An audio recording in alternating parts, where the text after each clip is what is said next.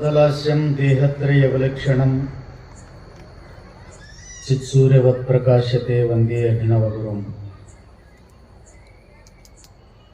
तत्त्वमस्याद्युपदेशेन ममात्मकल्याणकृतं मम देहस्य मुख्यप्राणं वन्दे अभिनवशिवपुत्रं शिवादित्रयमूर्तिरवतारकम् आरूढः श्री सिद्धश्च षण्मुखश्च रामनामत्रयैर्भूत्वा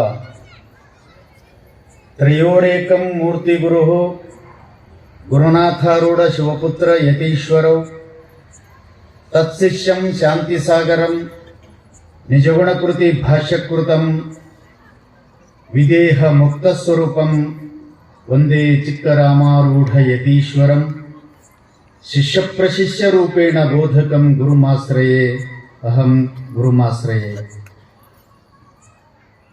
ಪ್ರಾತಸ್ಮರಣೀಯ ಪರಮ ಪೂಜ್ಯ ನಾರಾಧ್ಯ ದೈವ ಸದ್ಗುರುದೇವನ ಚರಣಾಂಬುಜ ಪರಾಗರಸರೋಲಂಬನಾಗಿ ಅವರಿವರೆನ್ನದೆ ಅದ್ವೈತ ಸಾರ್ವಭೌಮ ಚಕ್ರವರ್ತಿ ಜಗದ್ಗುರು ಸಿದ್ಧಾರೂಢ ಮಹಾಸ್ವಾಮಿಗಳನ್ನೇ ಮೊದಲು ಮಾಡಿಕೊಂಡು ಕಾರ್ಯಕ್ಕೆ ಕಾರಣೀಭೂತರಾದ ಪರಮ ಪೂಜ್ಯ ಮಹಾತಪಸ್ವಿ ಬ್ರಹ್ಮಲೀನ ರಾಮಾರೂಢ ಮಹಾಸ್ವಾಮಿಗಳ ಪರ್ಯಂತ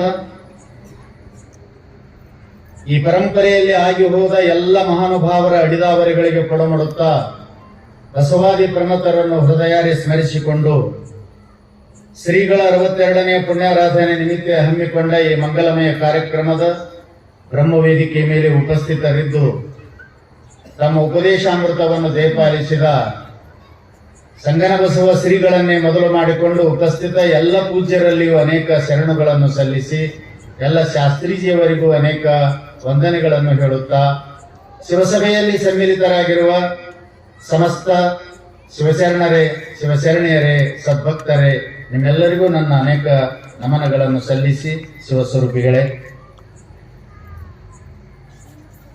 ಇಂದು ಸಪ್ತಾಹದ ಇದು ಸಪ್ತಾಹ ಆಗಿಲ್ಲ, ನಮ್ದು ಅಷ್ಟಾಹ ಆಗೈತಿ. ಯಾಕಂದ್ರೆ ಷಷ್ಠಿ ತಿಥಿ ಒಂದು ಹೆಚ್ಚಿಗೆ ಬಂದು 7 ದಿವಸ ಶಾಸ್ತ್ರ, 8ನೇ ದಿವಸಕ್ಕೆ ರಥೋತ್ಸವ ಇರ್ತಿತ್ತು.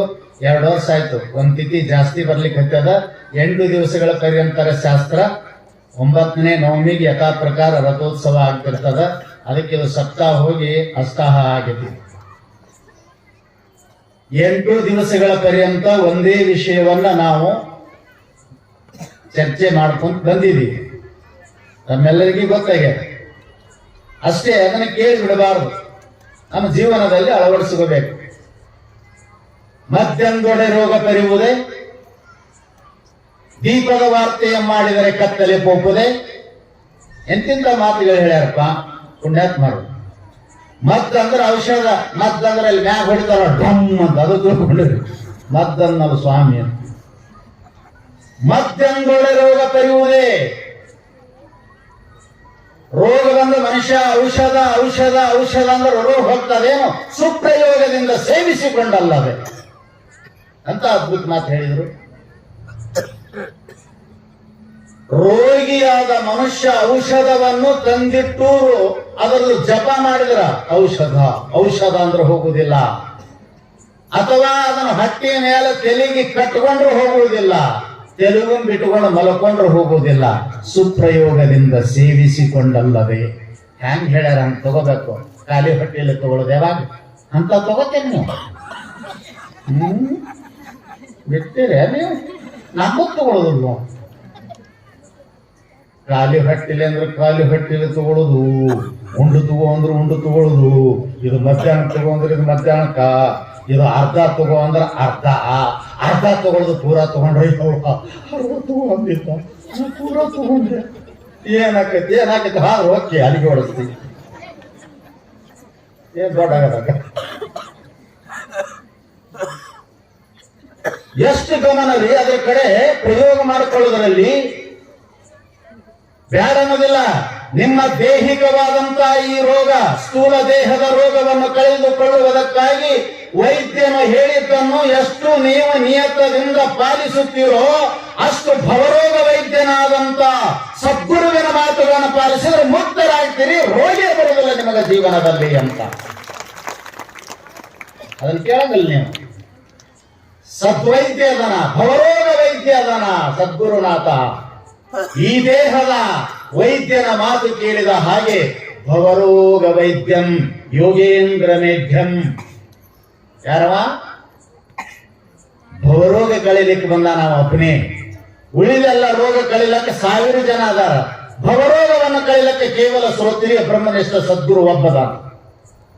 ನೀವು ಹ್ಯಾಂಗ ನಿಮ್ಮ ಸಾವಿಗಂಜಿ ರೋಗಕ್ಕಂಜಿ ಎಷ್ಟು ಚಂದ ಹೇಳದಂಗ ಔಷಧೋಪಚಾರ ತಗೋತೀರಲ್ಲ, ಅವಾಗ ರೋಗ ಹೋಗ್ತದ. ಅದಕ್ಕೆ ನಮ್ಮ ವಚನಕಾರರು ಏನಂದ್ರು? ಮಧ್ಯಂದೊಡೆ ರೋಗ ಪರಿಯುವುದೇ ಸುಪ್ರಯೋಗದಿಂದ ಸೇವಿಸಿಕೊಂಡಲ್ಲದೆ. ಅದನ್ನ ಪ್ರಯೋಗ ಮಾಡ್ಕೋಬೇಕು. ಹೆಂಗ್ ಹೇಳ್ಯಾರ ಹಂಗ ರೋಗ ಹೋಗ್ತದ. ಈ ದೇಹದ ರೋಗ ಹೋದಂಗ ನಿನ್ನ ಅಂತಃಕರಣಕ್ಕೆ ಕಾಮಂ ಕ್ರೋಧಂ ಮೋಹಾದಿಗಳು ತಾಮಸವೋ ಹೃದಯ ಗ್ರಂಥಿಗಳು ಆಗಳು ಮವರಿಂದ ತಿಪ್ಪಲಿವ ಆಗಂಟಿನ ಭವ ಬಂಧನ ಮನವ ಹುಟ್ಟುವ ಸುವಿವೇಕದ ಮನದಿಂದ ನೆಟ್ಟನೆ ಕಡಿಯುವುದು ಮಸೆದೊಳೆಯಿಂದ ಜಡದಿಯ ಸಂಕಲೆ ಎಂ ಕಡಿದಂತೆ ಕಡಿದೊಡೆ ನೀನಹೇ ಮುನ್ನಿದ್ದಂತೆ. ನೀ ಮೊದಲಿದ್ದಂಗ ಆಗ್ಬೇಕಾದ್ರೆ ನಿನ್ನ ಬೇಡಿ ಕಡಕು. ನಿನಗೆ ಬೇಡಿ ಹಾಕ್ಯಾರ, ನಿನಗೆ ಬಂಧನ ಆಗ್ಯಾದ. ಹೊರಗಿನ ಬೇಡಿ ಬಿಚ್ಚಲಾಕ್ ಬರ್ತದ, ಒಳಗಿನ ಬೇಡಿ ಬಿಚ್ಚಾಕ್ ಬರುದಿಲ್ಲ. ನಾವೆಲ್ಲರೂ ರೋಗಿಗಳಂತ. ಯಾವ ರೋಗಿ? ಹೃದ್ರೋಗಿಗಳು. ಆಗಂಟಿನ ಭವ ಬಂಧನ ಮನವ ತಾಮಸವು ಹೃದಯ ಗ್ರಂಥಿಗಳು. ಹೃದಯ ಗ್ರಂಥಿ ಆಗ್ಯದ ನಮಗ. ಆ ಹೃದಯ ಗ್ರಂಥಿಗೆ ಕಾರಣ ಯಾವಂದ್ರೆ ಕಾಮಂ ಕ್ರೋಧಂ ಮೋಹಂ. ಇವು ಹೃದಯ ಗ್ರಂಥಿಗೆ ಕಾರಣ ಆಗ್ಯಾವಂತ. ಈ ಹೃದಯ ಗ್ರಂಥಿ ನಿಮ್ಮ ಡಾಕ್ಟರ್ ತೆಗೆಯಕ್ಕೆ ಬರೋದಿಲ್ಲ. ಅವ ಓಪನ್ ಹಾರ್ಟ್ ಸರ್ಜರಿ ಮಾಡಬಹುದು, ಬೈಪಾಸ್ ಸರ್ಜರಿ ಮಾಡಬಹುದು, ನಿಮಗೆ ಸ್ಟಂಟ್ ಹಾಕಬಹುದು. ನಮ್ಮ ರೋಗ ಒಳಗೆ ಇರ್ತದ, ಅದ ಹಿಂದೆ. ಅದನ್ನ ಕಂಡು ಹಿಡಿಯವ ನಮ್ಮ ವೈದ್ಯ ಅದಾನ, ಭವರೋಗ ವೈದ್ಯ. ಇದೇನೋ ನಿನ್ನ ಹಾರ್ಟ್ ಅಟ್ಯಾಕ್ ಇದೊಂದು ದೇಹ ತೊಗೊಂಡು ಹೋಗ್ತದ. ಕಾಮಂ ಕ್ರೋಧ ಮೋಹಾದಿಗಳು ತಾಮಸವು ಹೃದಯ ಗ್ರಂಥಿಗಳು. ಹೃದಯ ಗ್ರಂಥಿ ಆಗ್ಯದ. ಹಾರ್ಟ್ ಪೇಷಂಟ್ ಅದೀವಿ ನಾವೆಲ್ಲ. ಅದು ಎಂತದಂತ ಕೇಳಿದರೆ, ಒಂದು ದೇಹವನ್ನು ತೆಗೆದುಕೊಂಡು ಸುಮ್ಮನಿರುವಂತಹ ಹೃದಯ ರೋಗ ಅಲ್ಲ. ಒಂದಲ್ಲ, ಎರಡಲ್ಲ, ಮೂರಲ್ಲ, ನಾಲ್ಕಲ್ಲ, 84 ಲಕ್ಷ ಜೀವರಾಶಿಗಳಲ್ಲಿ ಬಂದೇ ಬಾರದ ಭವಂಗಳನ್ನು ಹೊಂದೆ ಬಾರದ ದುಃಖಗಳನ್ನು ಅನುಭವಿಸಿದೆ ಅಂತ ಶರಣರು ಹೇಳಿದ ಹಾಗೆ ನಿನ್ನ ಜೀವನದ ತುಂಬೆಲ್ಲ ಈ ಪೃಥ್ವಿ ಎಲ್ಲಿವರೆಗೆ ಇರ್ತದ ಅಲ್ಲಿ ತನ ಆ ಹಾರ್ಟ್ ನಿಮಗೆ ಬಿಡುದಿಲ್ಲ ಅಂತ ನೋಡು. ಅದನ್ನ ಕತ್ತರಿಸ್ಕೋಬೇಕಾದ್ರೆ ನಿಮ್ಮ ಸೀಸರ್ ನಡೆದಿಲ್ಲ, ನಿಮ್ಮ ಡಾಕ್ಟರ್ದು ಹುಟ್ಟುವ ಸುವಿವೇಕದ ಮನವೆಂಬ ಉಳಿಯಿಂದ, ಉಳಿ ಅಂತ ಬರದಾರ, ಆ ಶಸ್ತ್ರದಿಂದ ಇದೊಂದು ಚಿಕಿತ್ಸೆ ಮಾಡ್ಕೋಬೇಕು. ಅವಾಗ ಮುಗಿತು ನೋಡಿ ನಮ್ಮ ಕತಿ. ಈ ಹೃದಯ ರೋಗ ದಿನ ಆಗಲ್ಲ, ಏನ್ ಮಾಡ್ಕೊಂಡು ಇದೊಂದು ದೇಹ ತಗೊಂಡು ಹೋಗ್ತದ. ಅದಕ್ಕೆ ರೋಗ ನಿವೃತ್ತಿ ಆಗಬೇಕಾದ್ರೆ ಹೇಗೆ ಔಷಧೋಪಚಾರವನ್ನು ನಾವು ಪರಿಣಮಿಸಬೇಕೋ ಹಾಗೆ ನಮಗೆ ಹೃದಯ ರೋಗ ಆಗಿದೆ. ಹಾರ್ಟ್ ಅಟ್ಯಾಕ್ ಆದ ಮತ್ತೆ ಹಾರ್ಟ್ ಆಗಷ್ಟೇ ಹೃದಯ ರೋಗಿ ಅನ್ಬೇಡ್ರಿ. ನಾವೆಲ್ಲರೂ ಹೃದ್ರೋಗಿಗಳು. ಕಾಮಕ್ರೋಧಾದಿಗಳ ಗಂಟು, ಆ ಗಂಟಿನ ಭವ ಬಂಧನ ಮನವ. ಕಗ್ಗಂಟು ಬಿದ್ದದಂತ ಅದು ಕತ್ತರಿಸ್ಬೇಕು. ಅದು ಹೋಗ್ಬೇಕಾದ್ರ ನೀವೇನ್ ಇಷ್ಟು ದಿನ ಕೇಳಿರಲ್ಲ, ನೀವೇನ್ ನಮ್ಮನ್ನು ತೆಲಿಗೋಳಿಸ್ಕೊಂಡು ಹೋಗ್ಬೇಡ್ರಿ, ಮನೆ ಬಿಡಬೇಡ್ರಿ. ನೋಡಿ ಹಂಗಾಗೈತೆ ನಮ್ಮ ಹಣೆ ಬರೋ. ನಾ ಹೇಳಿದ್ನಲ್ಲ, ಈಗೇನ್ ಹೇಳಿದ್ಮೇಲೆ ಇದು ಪರಮಾರ್ಥ ಗೀತೆ ಅಂದು 1500 ಚರಣಗಳನ್ನ ಕಂಠಪಾಠ ಮಾಡೀನಿ 15 ದಿವಸದೊಳಗೆ, 64 ವರ್ಷದೊಳಗೆ. ಇಲ್ಲಿ ಅನ್ಬೇಕಂದ್ರೆ ಅದು ಯಾಕ ಬರೋದು ನನಗೆ. ಈ ಶಾಸ್ತ್ರದ ಗದ್ದಲ ನಿಮಗೊಂದು ಗಂಟೆ ಹೇಳ್ಬೇಕಾದ್ರೆ 4-8 ತಾಸು ಚಿಂತನೆ ಮಾಡ್ಬೇಕು. ನಾ ಓದೋದ್ ಬಿಟ್ಟಿನಿ, ಕಣ್ ಕಾಣಂಗಿಲ್ಲ. ಈ ಗದ್ದಲದಾಗ ಹೇಳಂಗಿಲ್ಲ. ನಿಮ್ಮೆಲ್ಲ ಇದ್ರಿಗೆ 1500 ಚರಣಗಳು ಪುಸ್ತಕ ಇಲ್ಲದೆ ಹೇಳ್ಬೇಕಂತ ಗಟ್ಟಿ ಮಾಡಿದ್ದೆ ನಾನು.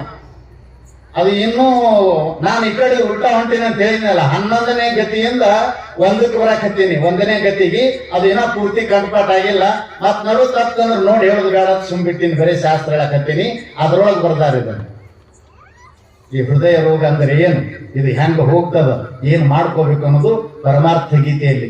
ಯಾಕಂದ್ರೆ ಇದು ಅಲ್ಲೇ ಮುಂದೆ ಆರು ಹಿಡ್ಕೊಂಡು ಆ ಕಡೆ ಶಾಸ್ತ್ರ ಚಾಲು ಅದ, ನಾ ಅಲ್ಲೇ ಬೇಕಾಗ್ಯದ, ನನಗೂ ಹೃದಯ ರೋಗ ಆಗ್ಯದ, ಅಲ್ಲಿದೆ ತಗೋಬೇಕು ಔಷಧ ಅಂತ ತಗೊಂಡು ಬಂದಿನಿ. ಇಷ್ಟು ಅದ್ಭುತವಾದಂತ ಮಾತುಗಳನ್ನ ಸದ್ಗುರುಗಳು ಹೇಳಿ, ಮತ್ತೆಂದೂ ನಿನ್ನನ್ನು ತಾಯಿಯ ಗರ್ಭಕ್ಕೆ ಬಾರದಂತೆ, ಹುಟ್ಟಿದ್ರೆ ತಾನೇ ದುಃಖ, ಹುಟ್ಟಿಲ್ಲ ಅಂದ್ರೆ ಏನದು, ಆ ಹುಟ್ಟಲಾರ್ದಂಗ ಮಾಡ್ಕೊಳ್ಳೋದೆ ನಿಜವಾದಂತ ರೋಗ ನಿವೃತ್ತಿ ಆದಂಗ. ಅದಕ್ಕೆ ನೀವು ನಮ್ಮಂಗ ಓದ್ಬೇಡ್ರಿ, ತಲೆ ಕೆಡಿಸ್ಕೋಬೇಡ್ರಿ. ಇವೇನು ಕೇಳಿರಲ್ಲ, ದಿವ್ಸಕ್ಕೆ ಒಂದೆರಡು ಮಾತು ನೆನಪಿಟ್ಕೊಂಡಾಗ ಯಾರ ಮಂದಿ ನಿಮ್ ಬಗ್ಗೆ ಬೈಯುವಾಗ ಹೋಗ್ಬಿಡ, ನನ್ನ ಸ್ವಾಮಿ ಹೇಳ ನಮ್ ಸಾಕು. ಯಾರ ನಿಮಗೆ ಜಗಳ ತೆಗೆದಾಗ ಅಯ್ಯೋ ನಡೀದೆಲ್ಲ ನಡೀದೆ ಬಾದ್ದಿ ಎಂದೂ ಬರೋದಿಲ್ಲ, ಬರೋದು ತಪ್ಪುದಿಲ್ಲ ಅಂತ ಹೇಳ್ಯಾರತಿ, ನೆನಪು ಮಾಡ್ಕೊಳ್ರಿ ಸಾಕು. ನಿಮ್ಮ ದುಃಖ ನಿಮ್ಮ ಸಮೀಪ ಬರೋದಿಲ್ಲ, ಓದಕ್ ಹೋಗಬೇಡ್ರಿ, ತಲೆ ಕೆಡಿಸ್ಕೋಬೇಡ್ರಿ. ಅದಕ್ಕೆ ಆ ದೈವ ಲೀಲೆ ಬಹಳ ವಿಚಿತ್ರದ. ಬಹಳಷ್ಟು ಜನ ಇದನ್ನ ಗೆಲ್ಲಬೇಕು ಅಂತ ಮಾಡಿ ಅದಕ್ಕೆ ಶರಣಾಗತರಾಗ್ಯಾರ, ಅದಕ್ಕೆ ಬಲಿ ಬಿದ್ದಾರ. 99% and 9 points do not win the fate. ಇದೇ ಅದೃಷ್ಟದೊಳಗ 99.9 ಯಾರು ಗೆದ್ದಿಲ್ಲ. ಬಹಳ ಮಂದಿ ಇದ್ರೊಳಗೆ ಬಿದ್ದೊದ್ದಾಡ, ಈ ದೈವದೊಳಗ, ಈ ಪ್ರಾರಬ್ಧದೊಳಗ, ಈ ವಿಧಿಯೊಳಗ ಗೆದ್ದು ಬಿಟ್ಟಿಲ್ಲ. ಕುಸ್ತಿ ಅದ್ರಿ, ಮಸ್ತ್ ಕುಸ್ತಿ ಅದ. ಈ ಕುಸ್ತಿ ಕಣದಾಗ ಆದ್ರೆ ಯಾವರಿ ಒಬ್ಬ ನೋಡೋಣ ಬಾ ಅಂತ ಅಂಗಾತ್ ಬೀಳ್ತಾನೇನು, ತನ್ನ ತಾಕತ್ತಿದ್ದೊಟ್ಟು ಹೋರಾಡವನೇ ಅವ. ಹಾಗೆ ವಿಧಿ ನಿನಗೆ ಸರೆಂಡರ್ ಆಗೋದಲ್ಲ. ದೊಡ್ಡ ಗುರುಗಳ ಹತ್ರ ಹೋದಿನಂದ್ರ ನಿಮ್ಮ ಗುರುವಿನೇ ಮುರಿದು ಮೂಲೆ ಗೊತ್ತಿನಂತದ್ದು. ಆಗಿಲ್ಲ, ರಾಮಕೃಷ್ಣ ಪರಮಹಂಸರಿಗೆ ಕ್ಯಾನ್ಸರ್ ಆಗ್ಲಿಲ್ಲ, ರಾಮಾರೂಢ್ರೆ 8 ವರ್ಷ ಮುಳ್ಕೊಳ್ಳಿಲ್ಲ, ಸಿದ್ಧಾರೂಢರಿಗೆ ಎದಿ ಮೇಲೆ ಕೂತು ವಿಷ ಹಾಕಲಿಲ್ಲ. ನಿಮ್ಮ ಗುರುವಿನ ಮುರಿದು ಮೂಲೆ ಆಗುತ್ತೇನೆ, ನೀ ಚಿಪಾಟಿ ಉಳ್ಳಾಗಡ್ಡಿ ಸಾಪ್ತಿ ಎಂತಿಂತವ್ರು. ರಾಮಕೃಷ್ಣ ಪರಮಹಂಸರಿಗೆ ಗಂಟ್ಲು ಕ್ಯಾನ್ಸರ್ ಆಗಿಬಿಡ್ತಿತ್ತು. ನನಗೆ ಅಗಳನೆ ಅಂದೊಬ್ಬ, ನಿಮ್ಮ ಗತಿ ಹಿಂಗಾದ್ರೆ ನಂದು ಹೆಂಗ, ನಮ್ದೇ ನನಗೆ ಗೊತ್ತಿಲ್ಲ, ನಿದ್ದೇನು ಹೇಳು ನಡಿ ನಾನು. ಅನುಭವಿಸ್ರಿ, ಹ್ಯಾಂಗ ಅನುಭವಿಸಿದ್ರು. ರಾಮಾರೂಢರು 9 ವರ್ಷ ಮಲ್ಕೊಂಡ್ರು. Don't care the body. ಅಲ್ಲ, ನೀವು ಅಲ್ಲ ಅನ್ಬೇಡ್ರಿ, ಬಂದದ್ದನ್ನು ಅನುಭವಿಸ ಅಂತ ಹೇಳ್ಯಾರ ಗುರುಗಳಂತೆ ಸಿಗಟ್ ಮಾಡಿ ಸಾಕು. ಇದು ಅಲ್ಲ ಅನ್ನೋದು ಅಷ್ಟು ಸುಲಭಲ್ಲ. ಅಪ್ಪಗಳಿಗೆ, ಚಿಕ್ಕ ಅಪ್ಪಗಳಿಗೆ 2 ಕಡೆ ಬೆಳೆಸೋರಾಗಿ ನನ್ನ ಕೈ ಹೊಕ್ಕಿತ್ತಿಸ್ತು. ಇನ್ನು ಒಂದೇಲಿ ಇರುವುದಿತ್ತು, ಬೋನಿಗೆ ಹತ್ತಬೇಕಾಗಲ್ಲ. ಏನಿವೆಲ್ಲ ಎಲ್ಲಿಯೂ ಬಂದು ಯಾರು ತಂದ್ರು? 6 ವರ್ಷದಲ್ಲಿ ಮನೆ ಬಿಟ್ಟು ಇಡೀ ಜಗತ್ತಿನ ಜನರ ಉದ್ಧಾರಕ್ಕಾಗಿ ತಿರುಗಿದ ಸಿದ್ಧಾರೂಢರಿಗೆ ನೀವೆಲ್ಲರೂ ಕೊಟ್ಟ ಪಾರಿತೋಷಕ ಏನು? ಅವರಿಗೆ ತೋರಿಸಿದ ಭಕ್ತಿ ಯಾವುದು ಅಂತ ಕೇಳಿದ್ರೆ ವಿಷ ಕೊಟ್ಟರು. ಏನೇನು ಅವರಂದ್ರು, ಅವರು ಮಾಡಿಲ್ಲ, ಎಂದೂ ನಾನು ಮಾಡಿದ ಸ್ಥಾಪು ಉಳಿದ ಕರ್ಮ ಇವತ್ತು ಅವರ ಮುಖದಿಂದ ಬಂದದ ಅಂತ ಸಂತೋಷದಿಂದ ಅನುಭವಿಸಿದರು.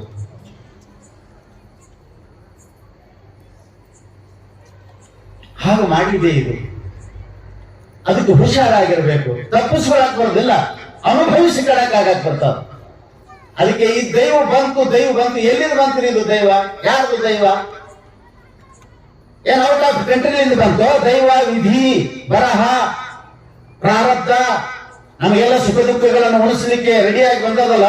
ಏನ ಫ್ಲೈಟ್ನೊಳಗೆ ಬಂತು, ಏನ್ ಟ್ರೈನ್ಯಾಗ ಬಂತು, ಔಟ್ ಆಫ್ ಕಂಟ್ರಿಯಾಗ ಬಂತು, ಏನ್ ಬೆಂಗಳೂರು, ಮೈಸೂರ, ಬೆಳಗಾವ್, ಬೀದರ್, ಗುಲ್ಬರ್ಗಾದಿಂದ ಬಂತು? ಎಕಡೆ ಬಂತಪ್ಪ ಕಾಕ?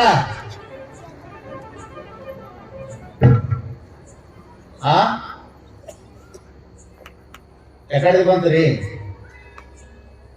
ಇದು ಪಕ್ಕ ಗೊತ್ತಿದ್ದವರು ಯಾರಿಗೆ ಏನೋ ಮಾತಾಡೋದಿಲ್ಲ. ಇಷ್ಟು ಚಂದ ಹೇಳಿದ್ರು ಅವರು. ಪೂರ್ವ ಜನ್ಮ ಕೃತಂ ಕರ್ಮ ದೈವಂ ಇತಿ ಕಥ್ಯತೆ.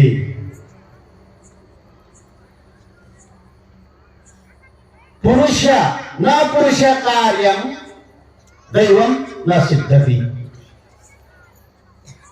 ನೋಡ್ರಿ, ಇದು ಎಲ್ಲಿದೋ ಬಂದದ ಅಂತ ಅನ್ನಕ್ ಹೋಗ್ಬೇಡ್ರಿ.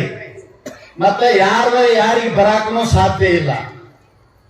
ಆ ದೈವ ಏನಂತ ಅನ್ಸೋ, ದೈವಂ ಇತಿ ಕಥ್ಯತೆ, ದೈವವೆಂದು ಹೇಳಿಸಿಕೊಂಡಿವೆ ಅಂತ ಆ ಶ್ಲೋಕದಲ್ಲಿ ಹೇಳ್ತಾ ಇದ್ದಾರೆ.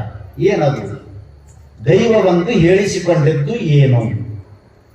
ಅದು ಏನು ಅಲ್ಲ, ನೀನು ಯಾವಾಗೋ ಎಂದೋ ನೀ ಸಣ್ಣವಿದ್ದಾಗೋ ದೊಡ್ಡವಾದಾಗೋ ಅಥವಾ ನಿನ್ನ ತಿಳುವಳಿಕೆ ಇದ್ದಾಗೋ ಅಥವಾ ತಿಳುವಳಿಕೆ ಇಲ್ಲದೆ ಇರುವಾಗೋ ಯಾವಾಗೋ ಒಂದು ಸಲ ಸ್ವತಃ ನಿನ್ನ ಇಂದ್ರಿಯಗಳಿಂದಾಗಲಿ ದೇಹದಿಂದಾಗಲಿ ಮನಸ್ಸಿನಿಂದಾಗಲಿ ಇವೇ ಮೂರು ಕರ್ಣಗಳು ಪ್ರತಿಯೊಂದು ಹಿತ ಅಹಿತ ಕರ್ಮ ಮಾಡಲಿಕ್ಕೆ ತಾನು ಮನ ವಾಣಿ ಮೂರು ಬರ್ದಾರ.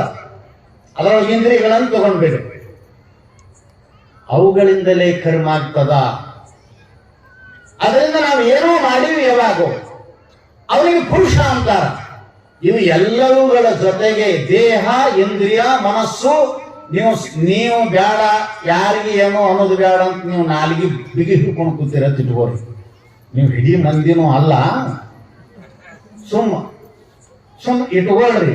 ಬೇಡಪ್ಪ ಯಾಕೆ ಕಿರ್ಕಿರ ತಿಳ್ಕೊಂಡ್ರ ಒಳಗ ಮನಸ್ಸು ಇಲ್ಲದ್ದು ಮಾಡಿರ್ತದಂತ ಗಮನ ಕೊಡ್ರಿ ಅದರ ಕಡೆ. ಮನವೆಂಬಧಿಕೇಂದ್ರಿಯ ವಿಹುಗಂದು ಇನಿತನು ಷೋಡಶ ವಿಕೃತಿಗಳೆಂದು 16 ಪ್ರಕಾರದ ವಿಕೃತಿಗಳಿಂದ ಕೂಡಿದ ಮನಸ್ಸೈತಂತ.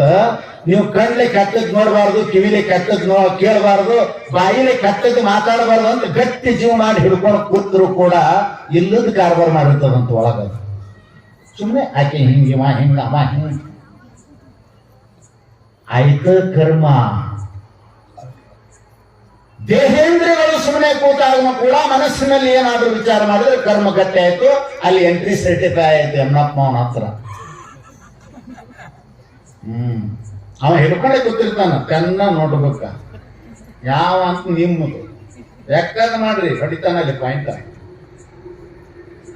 ಎಲ್ಲರಲ್ಲಿಂದಾಗ ಹೊಡಿತಾನ, ಮನಸ್ಸಿನಿಂದ ಎಷ್ಟು ಮಾಡ್ದ, ವಾಣಿಯಿಂದ ಎಷ್ಟು ಮಾಡ್ದ, ಇನ್ನುಳಿದ ಇಂದ್ರಿಯಗಳಿಂದ ಎಷ್ಟು ಮಾಡ್ದ, ಈ ತನುವಿನಿಂದ ಎಷ್ಟು ಮಾಡ್ದ ಅಂತ. ಹಾಗೆ ನಾವು ಏನೂ ಮಾಡಿಲ್ಲ ಅನ್ನಕ ನಮ್ಮ ಹತ್ರ ಸಾಕ್ಷಾಧಾರಗಳೇ ಇಲ್ಲ. ಇವು ಎಲ್ಲವೂ ಕೂತರು ಕೂಡ ಆ ಬೇವರ್ಸಿ ಆದಂತ ಮನಸ್ಸು ಮಾತ್ರ ಎಲ್ಲ ಮಾಡಿರ್ತದಂತ ಒಳ ಕೂತ್ಕೊಂಡು. ಅದಕ್ಕೆ ಹೇಳಿದ್ರು ಅವರು, ಇವು ಯಾವುಗಳಲ್ಲಿ ಒಂದರಿಂದ ನೀನು ಮಾಡಿದ ಪೂರ್ವ ಜನ್ಮದಲ್ಲಿಯ ಆ ಕರ್ಮವೇ ದೈವವೆಂದು ಹೇಳಿಸಿಕೊಳ್ಳುತ್ತದೆ. ಪುರುಷನಿನ ದೈವನ್ನ ಸಿದ್ಧತಿ. ಇವು ಎಲ್ಲವುಗಳಿಂದ ಕೂಡಿದ, ಇವು ಜಡದವ ಮಾಡಕ್ ಬರೋದಿಲ್ಲ. ಒಳಗೊಬ್ಬ ಪುರುಷದನ ಜೀವ, ಅವ ಇರ್ಲಾರ್ದೆ ಹೋದ್ರೆ ಇವು ಮಾಡಕ್ ಬರೋದಿಲ್ಲ. ನೀ ಮಾಡದೆ ಹೋದ್ರೆ ಕರ್ಮ ಸಿದ್ಧ ಆಗುದಿಲ್ಲ. ಆ ಕರ್ಮ ಆಗಲಿಲ್ಲ ಅಂದ್ರೆ ಮುಂದಿನ ಜನ್ಮದಲ್ಲಿ ದೈವ ರೂಪದಲ್ಲಿ ಬರಾಕ ಬರೋದಿಲ್ಲ. ಇದಕ್ಕೆ ಕಾರಣದವ ಅಂತ. ಇವತ್ತು ಮರ ತೋರ್ಯದಂದ್ರೆ ಬೀಜ ಕಾರಣದ, ಹೌದಾ? ಮರ ಹುಟ್ಟ್ಯದಂದ್ರೆ ಬೀಜ ಕಾರಣ ಇರ್ಲೇಬೇಕು. ನಿಮ್ಮ ಊರ್ ಮುಂದಿನ ನದಿ ಕಲಕಾಗ್ಯದಂದ್ರ ಇಲ್ಲಿ ಮಳೆ ಆಗ್ಲಿದ್ದು ಮ್ಯಾಗ ಆಗಿರ್ಬೇಕು. ಕಾರಣ ಕಾಣೋದಿಲ್ಲ, ಕಾರ್ಯ ಕಾಣ್ತದ. ನೀವು ಮಾಡಿದ ಕರ್ಮ ಕಾಣೋದಿಲ್ಲ, ನಾವು ಅನುಭವಿಸಿದ ಸುಖ ದುಃಖ ಕಾಣ್ತದ. ಯಾಕೆ ಕಳ್ತೀರಿ? ಮಾಡಿದ್ದು ಕಾಣಂಗಿಲ್ಲ. ಮಾಡಿದ್ದು ಕಾಣ್ತದೇನು? ಮತ್ತೆ ಈ ಸುಖ ದುಃಖ ನಿಮ್ಮ ಕಣ್ಣಿಗೆ ಕಾಣ್ತೇವೆ, ಸುಮ್ಮ ಅನುಭವಿಸುದು. ಸುಖ ಹೆಂಗ ಹಚ್ಚಗದ, ಕೆಂಪದ, ಕರ್ಗದ, ಮತ್ ಕುಂತ ಅಳ್ತಿಯಲ್ಲ, ಅದು ಹೆಂಗದ? ಅದೇನು ಅಟಂ ಬಂದ್ ಇದ್ದಂಗದ, ಏನು ಬೆಂಕಿ ಇದ್ದಂಗದ? ಕಾಣಿಸುದಿಲ್ರಿ. ಯಾವ ಕಾಣದ ಸೂಕ್ಷ್ಮ ಕರ್ಮದಿಂದ ಪೂರ್ವ ಜನ್ಮದಲ್ಲಿ ನೀನು ಮಾಡಿದೆಯೋ ಅದೇ ಇಂದು ಸುಖ ದುಃಖ ಆಗಿ ಬಂದದ. ಅದಕ್ಕೆ ದೈವ ಅಂತ ಕರೀತಾ ಇದ್ದಾರೆ. ಪುರುಷ ಇಲ್ಲದೆ ಹೋದರೆ ಕರ್ಮ ಸಿದ್ಧ ಆಗುದಿಲ್ಲ. ಕರ್ಮ ಸಿದ್ಧ ಆಗಲಿಲ್ಲ ಅಂದ್ರೆ ದೈವ ಸಿದ್ಧ ಆಗುದಿಲ್ಲ. ಆ ದೈವ ಇಲ್ಲೇ ಅದ ನಿನ್ನೊಳಗ. ನೀ ಮಾಡಿದ ಕರ್ಮವೇ ದೈವ ರೂಪದಿಂದ ಬಂದು ನಿನಗೆ ದುಃಖ ಕೊಡ್ತದ. ಅದು ಅಮೆರಿಕದಿಂದ ಬಂದಿಲ್ಲ, ಹುಬ್ಬಳ್ಳಿಯಿಂದ ಬಂದಿಲ್ಲ, ಟ್ರೈನ್ಯಾಗ ಬಂದಿಲ್ಲ, ಫ್ಲೈಟ್ನಾಗ ಬಂದಿಲ್ಲ, ಎತ್ತಿನ ಬಂಡ್ಯಾಗೂ ಬಂದಿಲ್ಲ. ಅದಕ್ಕೆ ಹೆಣ್ಮಗಳು ನೀವು ಅಂತಿರ್ತೀರಿ, ಏನ್ರಿ ನಮ್ಮ ಕರ್ಮ್ರಿ, ಏನ್ ಮಾಡೋದು? ನೋಡ್ತಿರಲ್ರಿ ನಾವೇನ್ ಹೊಂಟವ್ರೆ. ಮತ್ ಇವು ಇಲ್ಲೇ ಹೊಡ್ಕೊತಾಗ ನಮ್ದು ಹೊಡಿತೇನೆ. ಇಲ್ಲಿಲ್ಲ ಓಯವಾದು ಕಾಣುವುದಿಲ್ಲ. ಮಾಡಿದ್ದು ನಿಮಗೆ ಇನ್ನೂ ಸಮಸ್ಯೆ ಬರ್ತಿತ್ತು ಅಂತಂದ್ರೆ, ಯಥಾಹಿ ಏಕೇನ ಚಕ್ರೇನ ನ ರಥಸ್ಯ ಪ್ರತಿಗಾಮಿನಿ. ನೋಡ್ರಿ, ಒಂದು ವೇಳೆ ನಿಮಗ ಇಲ್ರಿ ಯಾವ ಇಂದ್ರಿಯ, ಯಾವ ಪುರುಷ, ಯಾವ ಜೀವ, ಯಾರ ಕರ್ಮ ಮಾಡ್ಯಾರ ಅಂತಂದ್ರಂದ್ರ ಲಕ್ಷ್ಯ ಕೊಡ್ರಿ. ಯಥಾ ಏಕೇನ ಚಕ್ರೇನ ರಥಸ್ಯ ಪರಿಭ್ರಮಣಂ ನ ಶಕ್ಯತೆ. ನೀವು ನೋಡಿ, ಯಾವುದಕ್ಕಾದ್ರೂ 4 ಕಾಲು ಇರ್ತಾವ, 2 ಇರ್ತಾವ ಚಕ್ರಿಗೆ, ಹೌದಾ?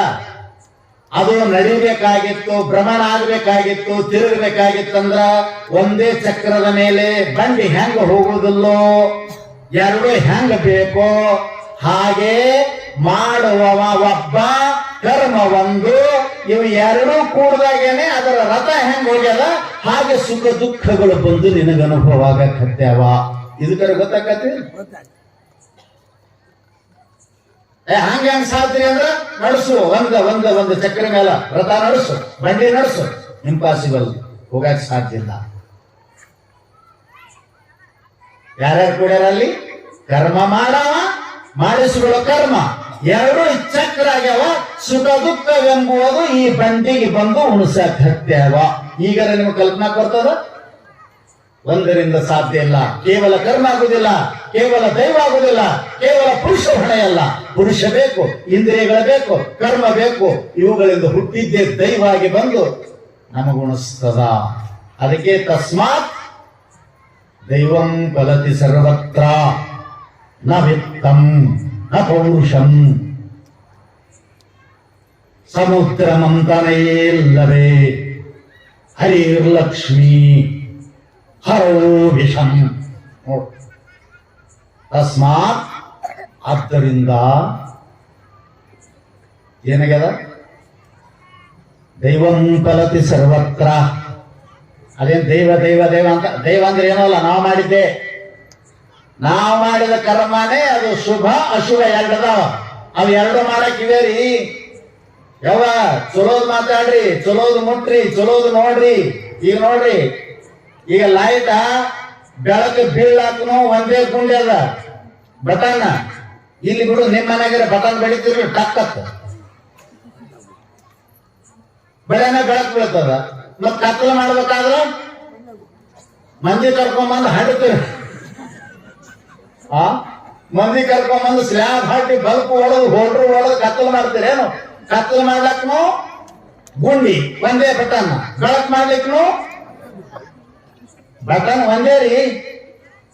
ಹೌದಲ್ಲ? ಕತ್ತಲೆ ಬೆಳಕು ಮಾಡ್ಲಿಕ್ಕ 2 ಇಲ್ಲ. ನಿಮ್ ಮನೆಗೆ ಹಾಕಿರ್ತಿರಲ್ಲ ಬೀಗ, ಬೀಗ ತೆಗಿಲಕ್ಕ ಚಾವಿ ಅಷ್ಟೇ, ಚಾವಿ ಅಷ್ಟೇ. ಇವ್ರದ್ದು ಸಣ್ಣತನ ಹೇಳ್ಬೇಡ ನಾನು, ಸುಮ್ ಹಳೆ ಕಾಲದ ಸುದ್ದಿ. ಬೀಗಕ್ಕೊಂದು ಚಾವಿ, ಹಾಕಾಕನು ಅದೇ ಚಾವಿ, ತೆಗ್ಯಾಕನು ಅದೇ ಚಾವಿ. ಹೌದಿಲ್ಲ? ಕತ್ತಲು ಮಾಡಕ್ಕೂ ಅದೇ ಬಟನ್ನ, ಬೆಳಕು ಮಾಡಕ್ಕೂ ಅದೇ ಬಟನ್ನ. ಹಾಗೆ ಇಂದ್ರಿಯಗಳನ್ನ ಸನ್ಮಾರ್ಗದಲ್ಲಿ ನಡೆಸಿದರೆ ನಮ್ಮ ಜೀವನ ಬೆಳಕಾಗ್ತದ, ಸದಾ ಸುಖ ಅನುಭವಿಸ್ತಿರ್ತೀವಿ. ಇಂದ್ರಿಯಗಳನ್ನ ಅನೀತಿಯ, ಅಮಾರ್ಗದ, ಅನ್ಯಾಯದ ಮಾರ್ಗದಲ್ಲಿ ನಾವು ನಡೆಸಿದ್ದೇವೆ ಅಂದ್ರೆ ಆ ಇಂದ್ರಿಯ, ಒಳಗಿನ ಜೀವ, ಅದರಿಂದ ಆಗ್ತಕ್ಕಂಥ ಕರ್ಮ, ಇವು 3ರಿಂದ ಹುಟ್ಟಿದ್ದೇ ದೈವ. ನಿನ್ನ ಸಾಯುತನ ಕಣ್ಣೀರೊಳಗೆ ಕೈ ತೊಳಿಲಕ್ಕಸ್ತದ ವಶ. ಅವೇ ಇಂದ್ರಿಯಗಳು. ಬಿ ಒಂದೇ ಇಲ್ಲ. ಲಾಕ್ ಯಾವಾಗ ಆಗ್ತದ? ಓಪನ್ ಯಾವಾಗ ಆಗ್ತದ? ದಿನ ಹಾಕೋ ತೆಗೆದು ಮಾಡ್ತಿರಲ್ಲ, ಸುಮ್ಮನೆ ಮಾಡೋದು, ಅದಕ್ಕೆ ತಿಳಿದು ಮಾಡಬೇಕು. ಲಾಕ್ ಯಾವಾಗ ಮಾಡ್ತಾವ?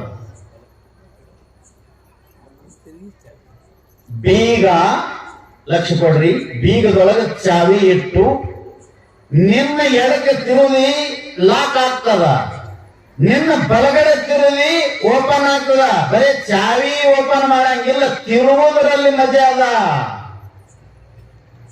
ಏನ್ರಿ? ಚಾವಿ ಅದನ್ನು ಕೂಡ ಲಾಕ್ ಓಪನ್ ಆಗ್ತದಂದ್ರೆ ನೀವು ಆಗುದಿಲ್ಲ. ಮತ್ತೇನಾಗ್ತದ? ತಿರುವಲ್ಲಿ ಮಜಾ ಅದ. ಲಾಕ್ ಆಗ್ಬೇಕಾದ್ರ ಎಡಕ್ಕೆ ತಿರುಗಬೇಕು, ಓಪನ್ ಆಗ್ಬೇಕಾದ್ರ ಬಲಕ್ಕೆ ತಿರುಗಬೇಕು. ಹಾಗೆ ನಮ್ಮ ಇಂದ್ರಿಯಗಳನ್ನ, ಒಳಗಿನ ಈ ಮಾಲೀಕ ಜೀವ ಈ ದೇಹವನ್ನು ಸತ್ಕರ್ಮದ ಕಡೆಗೆ ತಿರುವಿದ ಅಂದ್ರೆ ಸದ್ದೈವ ಆಗ್ತದ, ನಿನಗೆ ಜೀವನದಲ್ಲಿ ಸದಾ ಸುಖ ಕೊಡ್ತದ. ಎದಕ್ಕನ್ನುವಂಗ ನೀನು ಅನ್ಯಾಯ ಮಾರ್ಗದಲ್ಲಿ ತಿರುವುದಂದ್ರೆ ಅದಕ್ಕೆ ದುರ್ದೈವ ಅಂತ ಕರಿತೀವಿ. ಸಾಯಿತನ ಶಂಕ ಪಡಿಬೇಕಾಗ್ತದ. ತಿರು ಸುಮ್ಮನೆ ಸಾರನ್ಯಾಗ ಸೌಂಡ್ ತಿರುವುದಂಗ ಅಲ್ಲ ಅದು. ತಿರು ಇಂದ್ರಿಯಗಳನ್ನು ಸನ್ಮಾರ್ಗದ ಕಡೆಗೆ ತಿರುಗುದಿ ಅಂತಂದ್ರೆ ಅದರಿಂದ ಉತ್ಪತ್ತಿ ಆದದ್ದೇ ಸುದೈವ ಅಂತ ಕರೀತಾರ. ದೈವ ಇರುವುದೇ ಎಂದು ಸುಹಚ್ಚುದಕ್ಕ ಸುದೈವ. ಅವ್ರು ಸುದೈವ ಅಂದ್ರಿ ಕುಂತ ಹೋಗೋಣ ಗೊತ್ತ. ನಮ್ದೇನ್ ಹಣೆ ಬರುತ್ತೆ ಅಂದಿಲ್ವಿ, ನಮ್ ದುರ್ದೈವ. ಯಾಕಾಯ್ತು ದುರ್ದೈವ? ನಿನ್ನ ಇಂದ್ರಿಯ ಮನಸ್ಸು ಜೀವ ಮೂರು ಕೂಡಿ ಮಾಡಬಾರದಂತ ಹೀನ ಕೃತಿಯನ್ನ ಮಾಡಿಯಲ್ಲ, ಅದು ದುರ್ದೈವ ಆಗ್ಯದ, ದುಃಖ ಕೊಡಕ್ ಹತ್ಯದ. ಅದು ಸುದೈವ ಆಗ್ಯದ, ಸುಖ ಕೊಡಕ್ ಹತ್ಯದ. ಆ ದೈವ ಎಲ್ಲಿಂದ ಬಂದಿದ್ದಲ್ಲ, ನೀನೇ ನಿರ್ಮಾಣ ಮಾಡಿಕೊಂಡದ್ದು. Our life diary is blank, but first and last page return by the god. ಏನ್ರಿ? ನಮ್ಮ ಜೀವನ ಅನ್ನುವಂಥದ್ದು ಏನು ಡೈರಿ ಐತಲ್ಲ, ಐತ್ ನೋಡಿ, ಇದು ಇಲ್ಲೇ ಚಲೋ ಆಯ್ತು. ನಮ್ಮ ಲೈಫ್ ಅಂದ್ರೆ ಒಂದು ಡೈರಿ ಇದ್ದಂಗ ಅಂತ, ಫುಲ್ ಹೈಟ್ ಆಗ. But first page and last page return by the god. ಮೊದಲನೇ ಪುಟ ಕೊನೆ ಪುಟ. ಮೊದಲ ಪುಟಕ್ಕೂ ಏನ್ ಕಿಕ್ಕಿರಚ್ಚಿವ ಸ್ವಾಮಿ, ಇದನ್ನೇ ಹಾಡಂತ ಮಾನ್ಯ ಒಬ್ಬ. ಇವೇನಾಗೋದು? ಮೊದಲನೆಯ ಪುಟ ಕೊನೆಯ ಪುಟ ಪರಮಾತ್ಮನಿಂದ ಬರೆಯಲ್ಪಟ್ಟಿದೆ. ಮಧ್ಯದಲ್ಲಿ ಖಾಲಿ ಬಿಟ್ಟಾನ, ನೀ ಬರ್ಕೋ. ನೀವು ಬರ್ಕೊಂಡದ್ದೇ ಹಣೆ ಬರ. ಯಾವ ಕರ್ಮ ಮಾಡ್ತೀರಿ ಅದು ಲಿಖಿತ ಆಗ್ತದ. ಲಕ್ಷ್ಯ ಕೊಡ್ರಿ. ಕರ್ಮದ ಮೇಲೆ ನಿಂತದ ಜಗತ್ತು, ಕರ್ಮದ ಮೇಲೆ ನಿಂತದ ಜೀವ, ಕರ್ಮದ ಮೇಲೆ ನಿಂತದ ಸುಖ ದುಃಖ.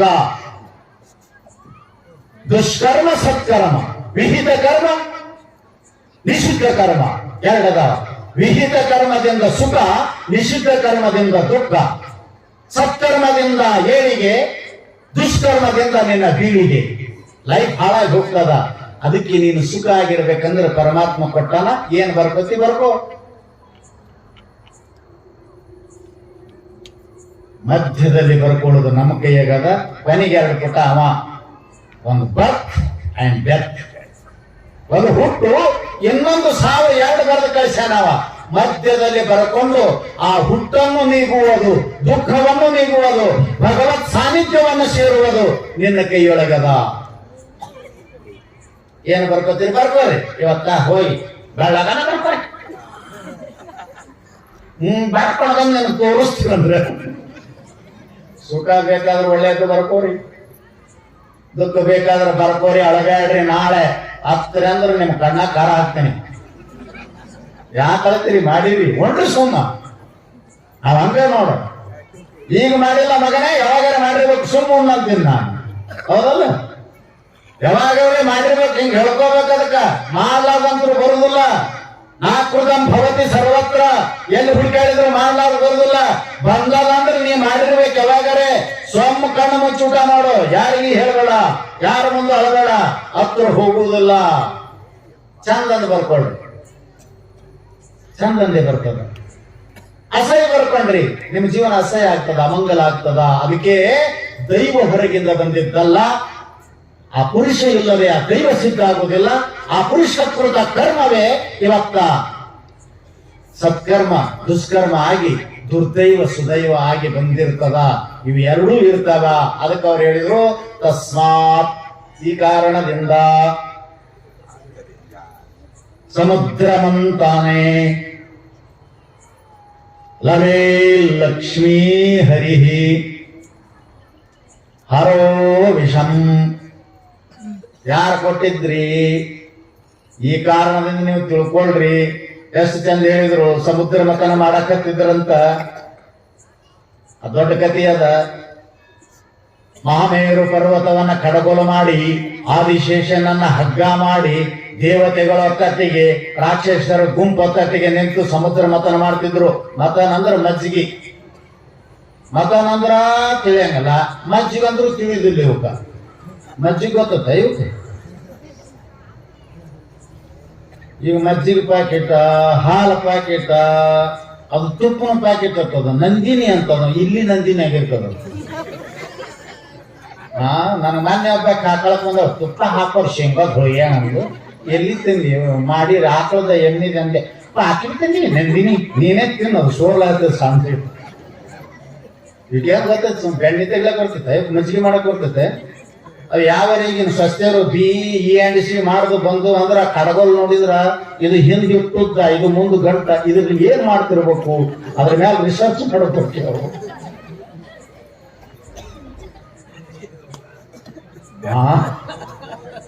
ಏನಾರ ಮಾಡಿದ್ರು ಏನ್ ಮಾಡುದ್ರಿ? ಹಿಂದೆ ನಮ್ಮ ಹಿರಿಯರು ಉಪಯೋಗ ಮಾಡೋ ಸಾಮಾನುಗಳು ಕೆಲವೊಂದಿಷ್ಟು ನೋಡಿದ್ರ ಅಂದ್ರೆ ಗಾಬರಿ ಆಗ್ತಾವ. ಒಬ್ಬಕ್ಕೆ ಇಂಜಿನಿಯರಿಂಗ್ ಕಲ್ತಕ್ಕೆ ಬಂದದ್ದು ಅಂತ ಅದು ಮುದುಕಿ ಬೀಸ್ತಿತ್ತು. ಅದು ಬೀಸ್ತಿತ್ತು ಮತ್ತದ ಅವ್ರು ಏನಾರ ಮಾಡವ್ರೆ ಮತ್ ಮೊದಲು ಬೀಸ್ತಿದ್ರು. ಅವ್ರ ಕಲ್ಲು ಎಲ್ಲಿ ತೆಗಿಲ ಕೊಡೋದಿಲ್ಲ, ಭಾಳ ವಿಚಿತ್ರ. ಆಕಿದು E&C, ಆ ಹುಡುಗಂದು E&C. ಬಟ್ ದೊಡ್ಡ ಶ್ರೀಮಂತರು ಅವ್ರು, 50, 60, 70 ಎಕರೆ ಜಮೀನ. ಆಕಿ ಏನು ಕೆಲಸ ಮಾಡಕ್ಕೆ ಅಲ್ಲ, ಹಿಂಗ್ ತಿರ್ಗಾಡ್ಕೊಂಡ್ ಬಂದತ್ತ. ವಾಟ್ ಈಸ್ ದಿಸ್ ಅಂದತಿ. ಅದು ಏನಂತಾಳ ತಮ್ಮ ಅಂದ್ಲ. ಇದು ಏನಂತ ಕೇಳ್ತಾಳೆ ಯವ್ವ ಅಂದ. ಮತ್ ಏನ್ ಹೇಳ್ಬೇಕಯ್ಯಪ್ಪ ಅಂತ. ಯವ್ವ ಅದು ಬೀಸುಕಲ್ಲ ಅಂದ್ಲತ್ತಕಿ ಮುದುಕಿ ಆಸ್ತಿ. ಬೀಸುಕಲ್ಲ, ವಾಟ್ ಈಸ್ ಬೀಸಿಂಗ್ ಅಂದ್ಲತ್ತಕಿ. ಏನ್ ಹೇಳ್ಬೇಕಿ? ಬೀಸುದು ಆ ಕಲ್ಲು ನೋಡಿದ್ರೆ ಇದು ಹೊಡ್ಕೊಂಡು ಸಾಯ್ತೇವು. ಈ ಕಲ್ಲನ್ನು ಒಳಗೆ ಜೋಳ ಹಾಕಿ ಹೀಗೆ ತಿರುವುದೇ ಹಾರ್ಟ್ ಅಟ್ಯಾಕ್ ಆದ್ರೆ ಆಯ್ತಾ? ಏನ್ ಮಾಡೋದು? ಬೀಸುದು ಗೊತ್ತಿಲ್ಲ, ಮಜ್ಜಿಗೆ ಗೊತ್ತಿಲ್ಲ, ರೊಟ್ಟಿ ಗೊತ್ತಿಲ್ಲ, ಏನೇನು ಗೊತ್ತಿಲ್ಲ. ಎಲ್ಲಾ ಫುಡ್ ಸಿಸ್ಟಮ್, ಪಾಕೆಟ್ ಸಿಸ್ಟಮ, ತರುವುದು ತಿನ್ನುವುದು. ಪಟೇಲ್ಗೆ ಹೋಗೋಣವೇ ಇವತ್ತು? ಹೋಗು. ಅವ್ರು ಹೇಳ್ದಂಗೆ ಕೇಳ್ತ. ರೊಟ್ಟಿ ಮಾಡೋ ಹಂಗೆ ಅವನು ತಾಕತ್ ತಾಂಗಿಲ್ಲ. ನೀನೇಕೆ ಬರುತ್ತಿ, ನಾನೇ ರೆಡಿ ಕೊಟ್ಟು ಕಟ್ಟಿಸ್ಕೊಂಡು ಬರ್ತೀನಿ. ಹೋಗೇನೆ ಹಣ ಯಾಕ್ಲಿ ಉರ್ಲಾಕೊಂಡು ಸಾಯ್ಬೇಕು ನೀನು. ಆಕೆ ಏನಕ್ಕೆ ಮೊದಲು ತಾನೇ ಹೋಗಿ ತೊಗೊಂಬಂದು ಕೊಡ್ತಾರ. ನೀವು ಆಮೇಲೆ ನನಗೆ ಕೊಡು ಹುಡುಗರ.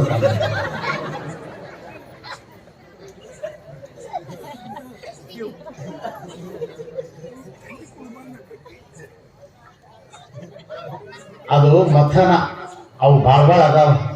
ಎದರ ಮಥನ ನಡೆದಂದ್ರೆ ಮಜ್ಜಿಗೆ ಮೊಸರ ಅಲ್ಲ. ಸಮುದ್ರ ಮಥನ ನಡೆದಾಗ ಅಲ್ಲಿ ಇಬ್ರು ಮುಖ್ಯ ಪುರುಷರಿದ್ರು. ಅಲ್ಲಿ ಏನ್ ಬರೆದ್ರು ಅವರು ಅಂತ ಕೇಳಿದ್ರೆ, ನ ವಿತ್ತಂ ನ ಪೌರುಷಂ.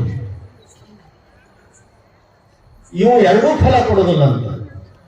ನಿನ್ನ ಪೌರುಷತ್ವನೂ ಫಲ ಕೊಡೋದಿಲ್ಲ, ಪುರುಷತ್ವ ವಿತ್ತನು ಫಲ ಕೊಡುದಿಲ್ಲ, ಧನ ಫಲ ಕೊಡುದಿಲ್ಲ.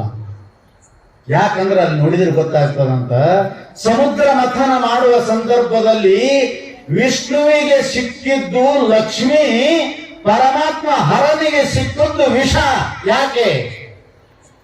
ಜಗಳ ತೆಗಿಲಿಲ್ಲ ಪರಮಾತ್ಮ. ಅದು ನನ್ನ ದೈವ ಅಂದ್ರಿ ದೇವರ ವಿಷ ತಗೊಂಡ. ಎಷ್ಟು ವಿಚಿತ್ರದ. ಪರಮಾತ್ಮ ಬಂದ ವಿಷವನ್ನ ಪ್ರಾಶಾನ ಮಾಡಿಕೊಂಡ, ಕುಡ್ದ. ಹರಿಗ್ಯಾಕೆ ಲಕ್ಷ್ಮಿ? ಎಂತ ಸುಂದರ. ಅಬ್ಬ, 3 ಲೋಕಗಳಲ್ಲಿ ಇಲ್ಲದಂತ ಸೌಂದರ್ಯತೆ ಇಲ್ಲದ ಸ್ತ್ರೀ ಸಿಕ್ಕಳು. ಇಡೀ ಬ್ರಹ್ಮಾಂಡಕ್ಕೇನೆ ಶ್ರೀಮಂತಿಕೆಯನ್ನು ಕೊಡತಕ್ಕಂತ ಸಂಪತ್ತಿನ ಅಧಿದೇವತೆ ಹರಿಗೆ ಸಿಕ್ಕಳು. ವಿಷ ಪರಮಾತ್ಮಗೆ ಸಿಕ್ತು. ಪೌರುಷ ಕೊಡುವುದಿಲ್ಲ. ಇದ್ದಿದ್ದಿಲ್ಲೇನು ಪೌರುಷ ಅವರಲ್ಲಿ? ಹರನಲ್ಲಿ ವಿಷ ಯಾಕೆ ಬಂತವನಿಗೆ? ಇರ್ಬೇಕೇನೋ. ಅವನಿಗೆ ಯಾಕೆ ಲಕ್ಷ್ಮಿ ಸಿಕ್ಕಳು, ಅಮೃತ ಯಾಕೆ ಸಿಕ್ತು, ಇರ್ಬೇಕೇನೋ ಎಂದು ಅಂದ್ಕೊಂಡ್ರವರು. ಹಾಗೆ ಇಲ್ಲಿ ಯಾವ ಪೌರುಷವೂ ಕೂಡ ನಮಗೆ, ವಿತ್ತವೂ ಕೂಡ, ಶಕ್ತಿಯೂ ಕೂಡ, ನಮ್ಮ ವಿದ್ಯೆಯೂ ಕೂಡ ಬಲ ನೀಡುವುದಿಲ್ಲಂತ. ನ ವಿದ್ಯಾ ನ ವಿತ್ತಂ ನ ಪೌರುಷಂ ದೈವಂ ಫಲತಿ ಸರ್ವತ್ರ. ಆ ದೈವವೇ ಫಲ ಕೊಡ್ತದ. ಅವೆಲ್ಲ ಸ್ತಬ್ಧ ಆಗ್ತವಂತ. ಅದು ಬಂದಾಗ ಹಣ ಶಬ್ದ ಮುಗ್ಧ ಆಗ್ತದ, ಶಕ್ತಿ ಶಬ್ದ ಮುಗ್ಧ ಆಗ್ತದ, ಪೌರುಷ ಎಲ್ಲ ಮುಗಿದು ಹೋಗ್ತದ. ಅದಕ್ಕೆ ಲಕ್ಷ್ಯದೊಳಗೆ ಇಟ್ಟುಕೊಳ್ರಿ ನೀವು. ನಮ್ಮ ಕೈಯೊಳಗೆ ಏನು ಮಾಡೋದಾಗ ಅದನ್ನ ಸರಿಯಾಗಿ ಮಾಡ್ರಿ, ತಿಳಿದು ಮಾಡ್ರಿ, ವಿಚಾರ ಮಾಡ್ರಿ. ನೀವು ಶರೀರಕ್ಕೆ ರೋಗ ಬಂತು ಅಂತಂದ್ರೆ ಎಷ್ಟು ಅಚ್ಚುಕಟ್ಟಾಗಿ ಪತ್ತೆ ಮಾಡ್ತೀರಲ್ಲ, ಮಾಡಲ್ಲ. ಶುಗರ್ ರೇಂಜ್ ಏರ್ತದ, ರೈಸ್ ಆಗ್ತದ ಅಂತಂದ್ರ ಶುಗರ್ ರೈಸ್ ಆಗಬಾರ್ದಂತ ಸಿಹಿ ಬಿಟ್ಟು ಪತ್ತೆ ಮಾಡ್ತೀವಿ. ಸಕ್ರಿ ಬಿಟ್ಟ ಶುಗರ್ ಏರ್ತದತ್ತು ಸಕ್ರಿ ಬಿಟ್ಟು, BP ಏರ್ತದತ್ತು ಉಪ್ಪು ಬಿಟ್ಟು, ಹಾರ್ಟ್ ಅಟ್ಯಾಕ್ ಆಗ್ತದಂತ ತುಪ್ಪ ಬಿಟ್ಟು. ನನ್ನ ಜೀವನದಲ್ಲಿ ದುಃಖ ಬರಬಾರದು ಅಂತ ತಪ್ಪು ಬಿಟ್ಟು ಹೇಳು, ಹೇಳು, ಹಣಿ ಮಾಡಿ ಹೇಳು.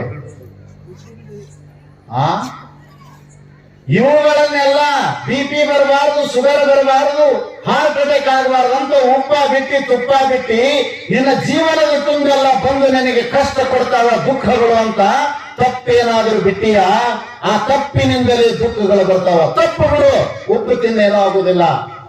ಉಪ್ಪು ಬಿಟ್ಟವರುಂಟು, ಸೊಪ್ಪು ಬಿಟ್ಟವರುಂಟು, ತಪ್ಪು ಬಿಟ್ಟವರುಂಟೇ ಈ ಜಗತ್ತಿನಲ್ಲಿ. ತಪ್ಪು ಮಾಡೋದು ಬಿಟ್ಟರೆ ನಮಗೆ ಕಷ್ಟ ಹಾಕಿ ಬರ್ತದ್ರಿ.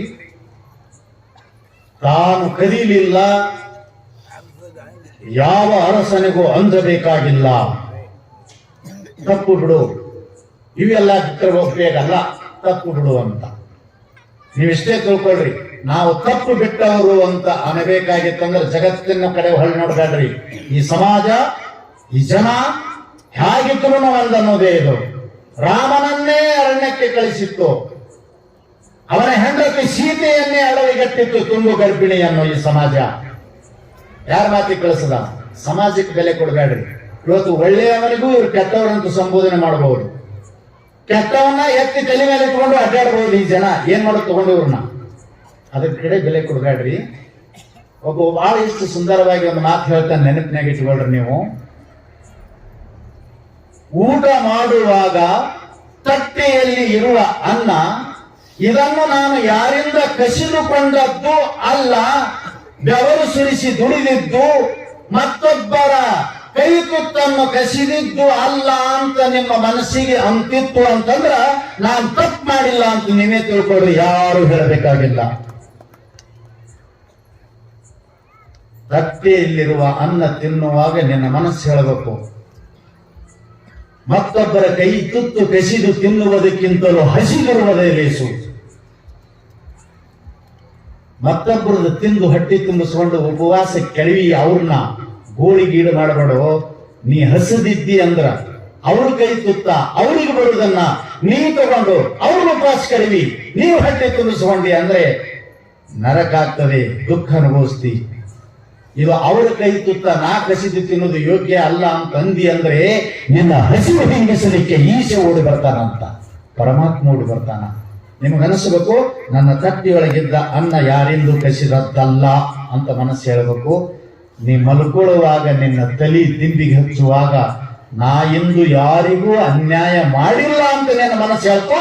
ನೀ ಜೀವನದಲ್ಲಿ ರಾಜ ಸತ್ಯ ಹರಿಚಂದ್ರ, ಜಗತ್ತೇನೇ ಅನ್ಕೊಳ್ಳಿ ಬಂದು ಹಿಂಗ ಅನಿಸ್ಬೇಕು ನಮಗ. ಎರಡು ಕೆಲಸ ಮಾಡಿ,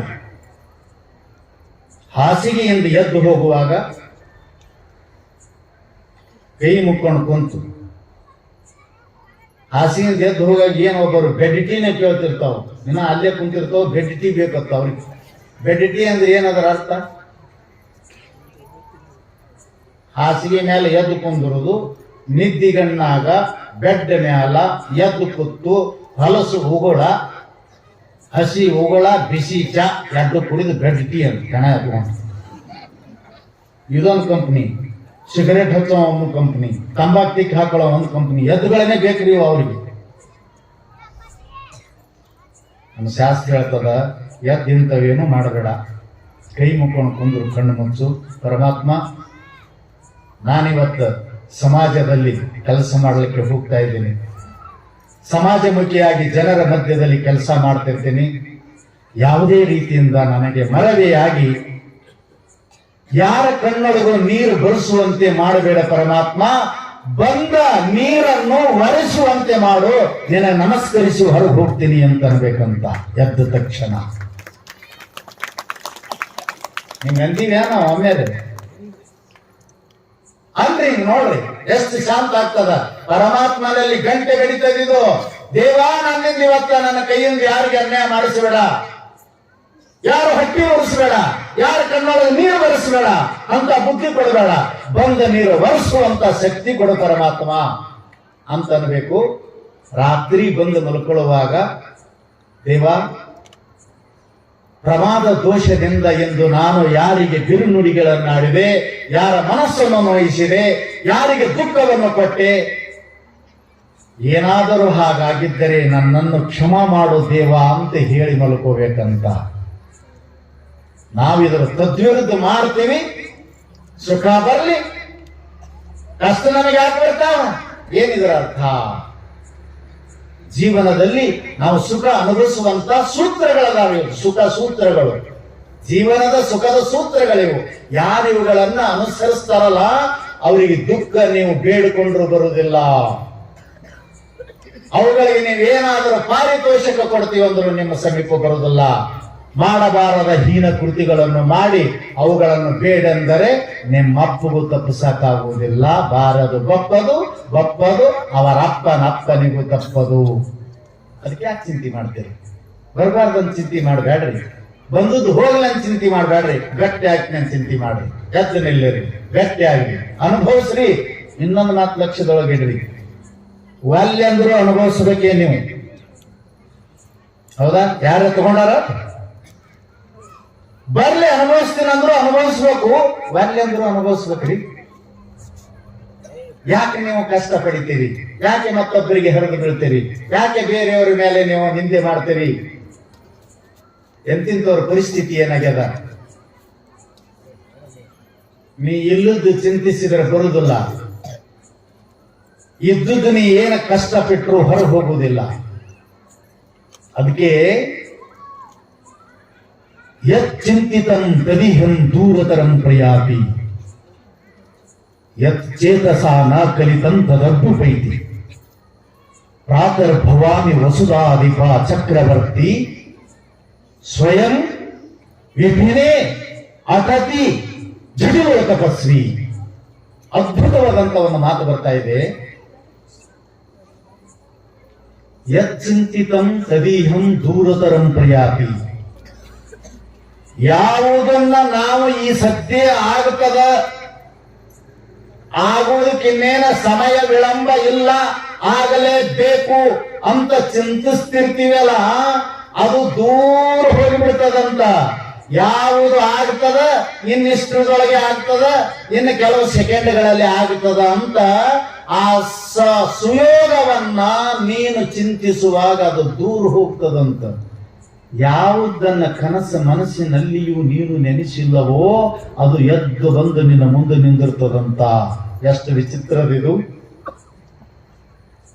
ದೈವ ಲೀಲೆಯಷ್ಟು ವಿಚಿತ್ರ ಜಗತ್ತಿನಲ್ಲಿ ಮತ್ತಾವುದೂ ಇಲ್ಲ.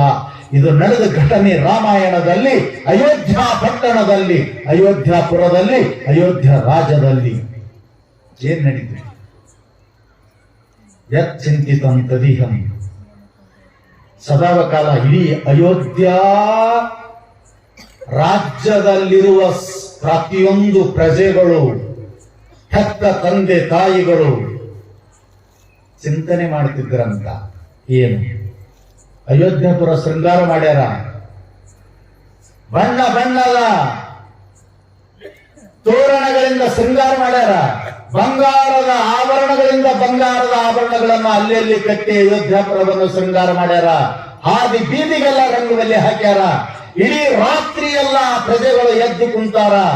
ನಾಳಿನ ದಿವಸ ಕರೆಕ್ಟ್ 6 ಗಂಟೆಗೆ ಬೆಳಗಿನ ಜಾವ ಯುವರಾಜನಾದಂತ ರಾಮಚಂದ್ರ ದೇವನ ಪಟ್ಟಾಭಿಷೇಕ ನೋಡ್ತೀವಿ ಅಂತ ನಿದ್ದೆ ನೀರು ಊಟ ಬಿಟ್ಟು ಸಂತೋಷದಿಂದ ಓಡಾಡಿ ಕೆಲಸ ಮಾಡ್ತಾ ಇದ್ದಾರೆ.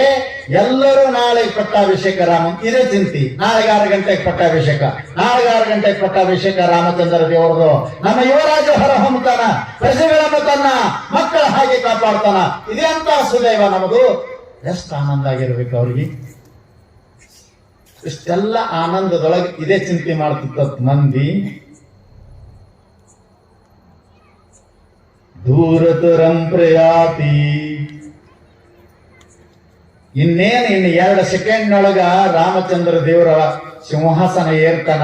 ಈಗ ಹಾಲಿನ ಅಭಿಷೇಕ, ಅರಿಶಿಣದ ಅಭಿಷೇಕ, ಕುಂಕುಮದ ಅಭಿಷೇಕ, ಎಲ್ಲ ಅಭಿಷೇಕ ಮುಗಿದು ಪಿತಾಂಬರಗಳನ್ನು ಉಟ್ಟುಕೊಂಡು ಆಭರಣಗಳನ್ನು ಧರಿಸಿಕೊಂಡು ಸಿಂಹಾಸನವನ್ನು ಏರಬೇಕಂತಾನ ರಾಮಚಂದ್ರ ದೇವರು. ಅದನ್ನೇ ಎಲ್ಲರೂ ಚಿಂತೆ ಮಾಡ್ತಾರ. ದೂರತರಂ ಪ್ರಿಯಾತಿ 14 ವರ್ಷಗಳವರೆಗೆ ದೂರ ಹೋಯ್ತು. 1 ಸೆಕೆಂಡ್ದಾಗ ಆಗೋ ಕೆಲಸ ಎಷ್ಟು? 14 ವರ್ಷ. ಯಚ್ಚಿಂತಿತಂ ತದಿಹಂ ದೂರತರಂ ಪ್ರಯಾತಿ ಯಚ್ಚೇತಸಾನ ಕಲಿತಂ ತದದ್ಭುತೈತಿ. ಯಾರ ಮನಸ್ಸಿನೊಳಗೆ ರಾಮಚಂದ್ರ ದೇವರ ವನವಾಸಕ್ಕೆ ಹೋಗ್ತಾನ, ಅರಣ್ಯಕ್ಕೆ ಹೋಗ್ತಾನ, 14 ವರ್ಷ ವನವಾಸದಲ್ಲಿ ತಿರುಗಬೇಕಾಗ್ತದಂತ ಒಬ್ರು ಚಿಂತೆ ಮಾಡಿದ್ದಿಲ್ಲ. ಅದ್ರ ಬಗ್ಗೆ ಕಲ್ಪನೆ ಇಲ್ಲ. ಅದು ಬಂದು ಮುಂದೆ ನಿಂತಾಗ ಇದು 14 ವರ್ಷ ದೂರ ಹೋಗ್ಯದ. ಯಾರು ಮಾಡಿದ್ದು? ಕೈಕೇನಾ? ದಶರಥನ? ಕೌಶಲ್ಯನ? ನೋ, ರಾಮನ ಕರ್ಮ ಮಾಡಿದ್ದು. 14 ವರ್ಷ ಹೆಂಡತಿ ಕರ್ಕೊಂಡು ನಾರು ಬಟ್ಟೆಗಳನ್ನು ಹಾಕೊಂಡು ಸನ್ಯಾಸಿ ಹಾಗೆ ಕಾಷಾಯಂಬರ ಧರಿಸಿಕೊಂಡು ಕಲ್ಲು ಮುಳ್ಳುಗಳಲ್ಲಿ ಬರಿಗಾಲಿನಲ್ಲಿ ತಿರುಗುವಂತಹ ಪರಿಸ್ಥಿತಿ ಬಂತು. 14 ವರ್ಷ. 1 ದಿವಸ ಅಲ್ಲ, 2 ದಿವಸ ಅಲ್ಲ. ನಿಮಗ ಒಂದೇ ದಿವಸ ಏನಾರೆ ಬಂದ್ರ ಎಲ್ಲ ಓಣೆನವರು, ಊರನವರು, ದೇವರು, ಗಂಡ, ಮಕ್ಕಳು ಎಲ್ಲ ಸತ್ಯಾನಾಸಾಗಿ ಹೋಗಿರ್ತಾರೆ. ನಿಮ್ಮ ಕೈಯಾಗಿ ಸಿಕ್ಕು ಯಾರಿಗೇನು ಅನ್ಲಿಲ್ಲ. ಪುಣ್ಯಾತ್ಮ ಕೈಕೇ ಮಾಡಿದ್ದಲ್ಲ. ಬೈಬೇಡ್ರಿ. ಭರತ ಬೈತಿದ್ದ ಕೈಕೇಯಿಗೆ, ಚಾಂಡಾಲಿನಿ, ನಿನ್ನ ಹಟ್ಟಿಯಲ್ಲಿ ನಾನು ಹುಟ್ಟಿದ್ದೇ ತಪ್ಪಾಯಿತು. ನನ್ನ ಮೇಲಿನ ಮೋಹಕ್ಕಾಗಿ ಬೆಳಗಾಗುವುದರೊಳಗೆ ಸಿಂಹಾಸನವನ್ನು ಏರಿ ಅಯೋಧ್ಯಾಪುರವನ್ನು ತನ್ನ ಅಧೀನದಲ್ಲಿಟ್ಟುಕೊಂಡು ಹೆತ್ತ ಮಕ್ಕಳ ಹಾಗೆ ಪ್ರಜೆಗಳನ್ನು ಕಾಪಾಡಬೇಕಾದಂತ ನನ್ನ ಅಣ್ಣನಾದಂತ ವಿಷ್ಣುವಿನ ಅಪಾರಿಯ ಅವತಾರಿಯಾದಂತ ದೇವರನ್ನೇ ನನ್ನ ಮೇಲಿನ ಮೋಹಕ್ಕಾಗಿ ಕಾಡಿಗಟ್ಟಿದೆಯಲ್ಲ. ಹೇ ಚಾಂಡಾಲಿನಿ, ನಿನ್ನ ಹಟ್ಟಿಯಲ್ಲಿ ನಾನು ಹುಟ್ಟಬಾರದಾಗಿತ್ತು. ನನಗೆ ನೀನು ಜನ್ಮ ಕೊಡುವ ಬದಲು ಬಂಜೆಯಾಗಿದ್ದರೆ ಒಳ್ಳೆಯದಾಯಿತು ಅಂತ ಭರತ. ಅವನ ಮೇಲಿನ ಮೋಹಕ್ಕಾಗಿನೇ ಅವನ ಪಟ್ಟಾಧಿಕಾರ ಆಗಬಾರದು, ನನ್ನ ಮಗ ಆಗಬೇಕಂತ ಮಾಡಿದ್ದಕ್ಕೆ ನಿನ್ನ ಸಲುವಾಗಿ ಮಾಡಿನೋ ಅಂತತ್ತ. ನೀವಾದ್ರೆ ಏನಂತಿದ್ರಿ? ನಿಮ್ಮವ್ವ ಮತ್ತೊಬ್ಬನ ಪಾಲ ವಂಚನೆ ಮಾಡಿ ನಿನಗ ಮಾಡಿನಿ ತಮ್ಮ ಅಂದ್ರ ಇಬ್ರು ಕೂಡ ಎಂತ ಯವ್ವ ನೀ, ನಿನಗವ್ವ ಅನ್ನಬೇಕ ಯವ್ವ. ಇದು ಕಲ್ಮಶ ರಕ್ತದಿಂದ ಹುಟ್ಟಿದ ಇವು. ಏನನ್ಬೇಕು ಇವಕ್ಕ? ಮನೆಯೊಳಗೆ ಬೆಂಕಿ ಹಚ್ಚಿ ಯಾರಿಗೆ ಆಗುದು ಯಾರಿಗಾರ ಮಾಡಿದ್ರೆ ಇಬ್ರು ಒಂದಾಗಿ ಅದನ್ನ ತಮ್ಮದಾಗಿ ಮಾಡ್ಕೊಂಡು ನಡೆಸ್ಕೊಂಡ್ರೆ ಇವರು ಕಲ್ಮಶ ರಕ್ತದಿಂದ ಹುಟ್ಟಿದವರು. ಪೂತ ರಕ್ತದಿಂದ, ಶೋಷಿತ ರಕ್ತದಿಂದ, ಸತ್ಯ ರಕ್ತದಿಂದ ಹುಟ್ಟಿದ ಭರತ ಅಂತಾನ. ನಿನ್ನ ಹಟ್ಟಿಯಲ್ಲಿ ನಾನು ಹುಟ್ಟುವುದ ಬದಲು ನೀನು ಬಂಜೆ ಆಗಿದ್ದರೆ ರಾಮಚಂದ್ರ ದೇವರು ಅಯೋಧ್ಯಾಪುರದಲ್ಲಿ ಇರ್ತಿದ್ದ. 14 ವರ್ಷ ಕಾಡಿಗಟ್ಟಿದೆಲ್ಲ ಪಾಪಾತ್ಮಳೆ. ಕಿರಾತಕಿ ಅಂತ ಬೈತಾ ಇದ್ದಾನೆ. ರಾಮ ಅಂದ, ದಯಬೇಡ, ಕೈಕೇಯಿ ತಪ್ಪಲ್ಲ ಅಂತ ಅಂದ್ರಿ ನೀವು ಅದರ ಅಂದಿರೇ. ಇನ್ನೊಂದು ಮಾತು ಹೇಳ್ತೀನಿ. ಅವನಿಗೆ ಅಭಿಷೇಕ ಮಾಡುವಾಗ, ಪಿತಾಂಬರ ಹುಟ್ಟುವಾಗ, ನಿನ್ನ ಪಟ್ಟಾಭಿಷೇಕದ ನಾಳೆ ಅನ್ನುವಾಗ ಆತನ ಮುಖ ಹೇಗೆ ಪ್ರಫುಲ್ಲಿತ ಇತ್ತೋ ಹಾಗೆ ಕಾಡಿಗೆ ಹೋಗ್ಬೇಕಂದಾಗೂ ಕೂಡ ಮುಖ ಅಷ್ಟೇ ನಗುತ್ತಿತ್ತಂತ. ಈಗ ನಮಗೆ ಇವರಷ್ಟು ಮಂದಿಗೆ ಹಾಕಿ ನನಗೆ ಹಾರ ಹಾಕೋದು ಬಿಡ್ಲಿ, ಒಣಗಿದ ತೆಂಗಿನಕಾಯಿ ಆದಂಗೆ ಆಗ್ತೈತೆ ನನ್ನ ಮುಖ. ಏನು ಕೊಡುದಿಲ್ಲ ತಗೊಳ್ಳೋದಿಲ್ಲ. ಅವ್ರ ಹಾರ ಅವ್ರು ಹಾಕೋರು, ಅವ್ರು ತಗೋರು, ನೀವೇನು ಗಂಟು ಹೋಗ್ತದೆ. ಈಗ ನಿಮಗೂ ಒಬ್ಬರು ಕರ ಶಾಲು ಹಾಕಿದ್ನಿ ಅಂದ್ರ ಈ ಕಡೆ ಹೊಳ್ಳಿ ನೋಡಿ ಕೇಳು, ಚಪ್ಪಿ ಹೆಣ್ಮಕ್ಳು ಆಕೆನೆ ಭಾಳ ಮಾಡ್ಯಾರ.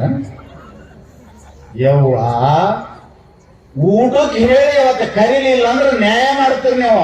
ಊಟಕ್ಕೆ ಹೇಳೋದ್ ಹೆಂಗ ಬಿಟ್ಟು ಹಂಗ ನ್ಯಾಯ ಆಗುತ್ತಾನ. ಊಟ ತನ್ನ ಮನೆಯಾಗ ಮಾಡಂಗ ಊಟ ಅಂತ ಹವ್ಯಕ್ಕೆ ಮನುಷ್ಯ ಇವ. ರಾಮಚಂದ್ರಿಗೆ ಹಂಗಾಗಿರ್ಬೇಕ್ರಿ. ಕೈಬೇಡ ಕೈಕೇಯಿಗೆ ಅಂದ.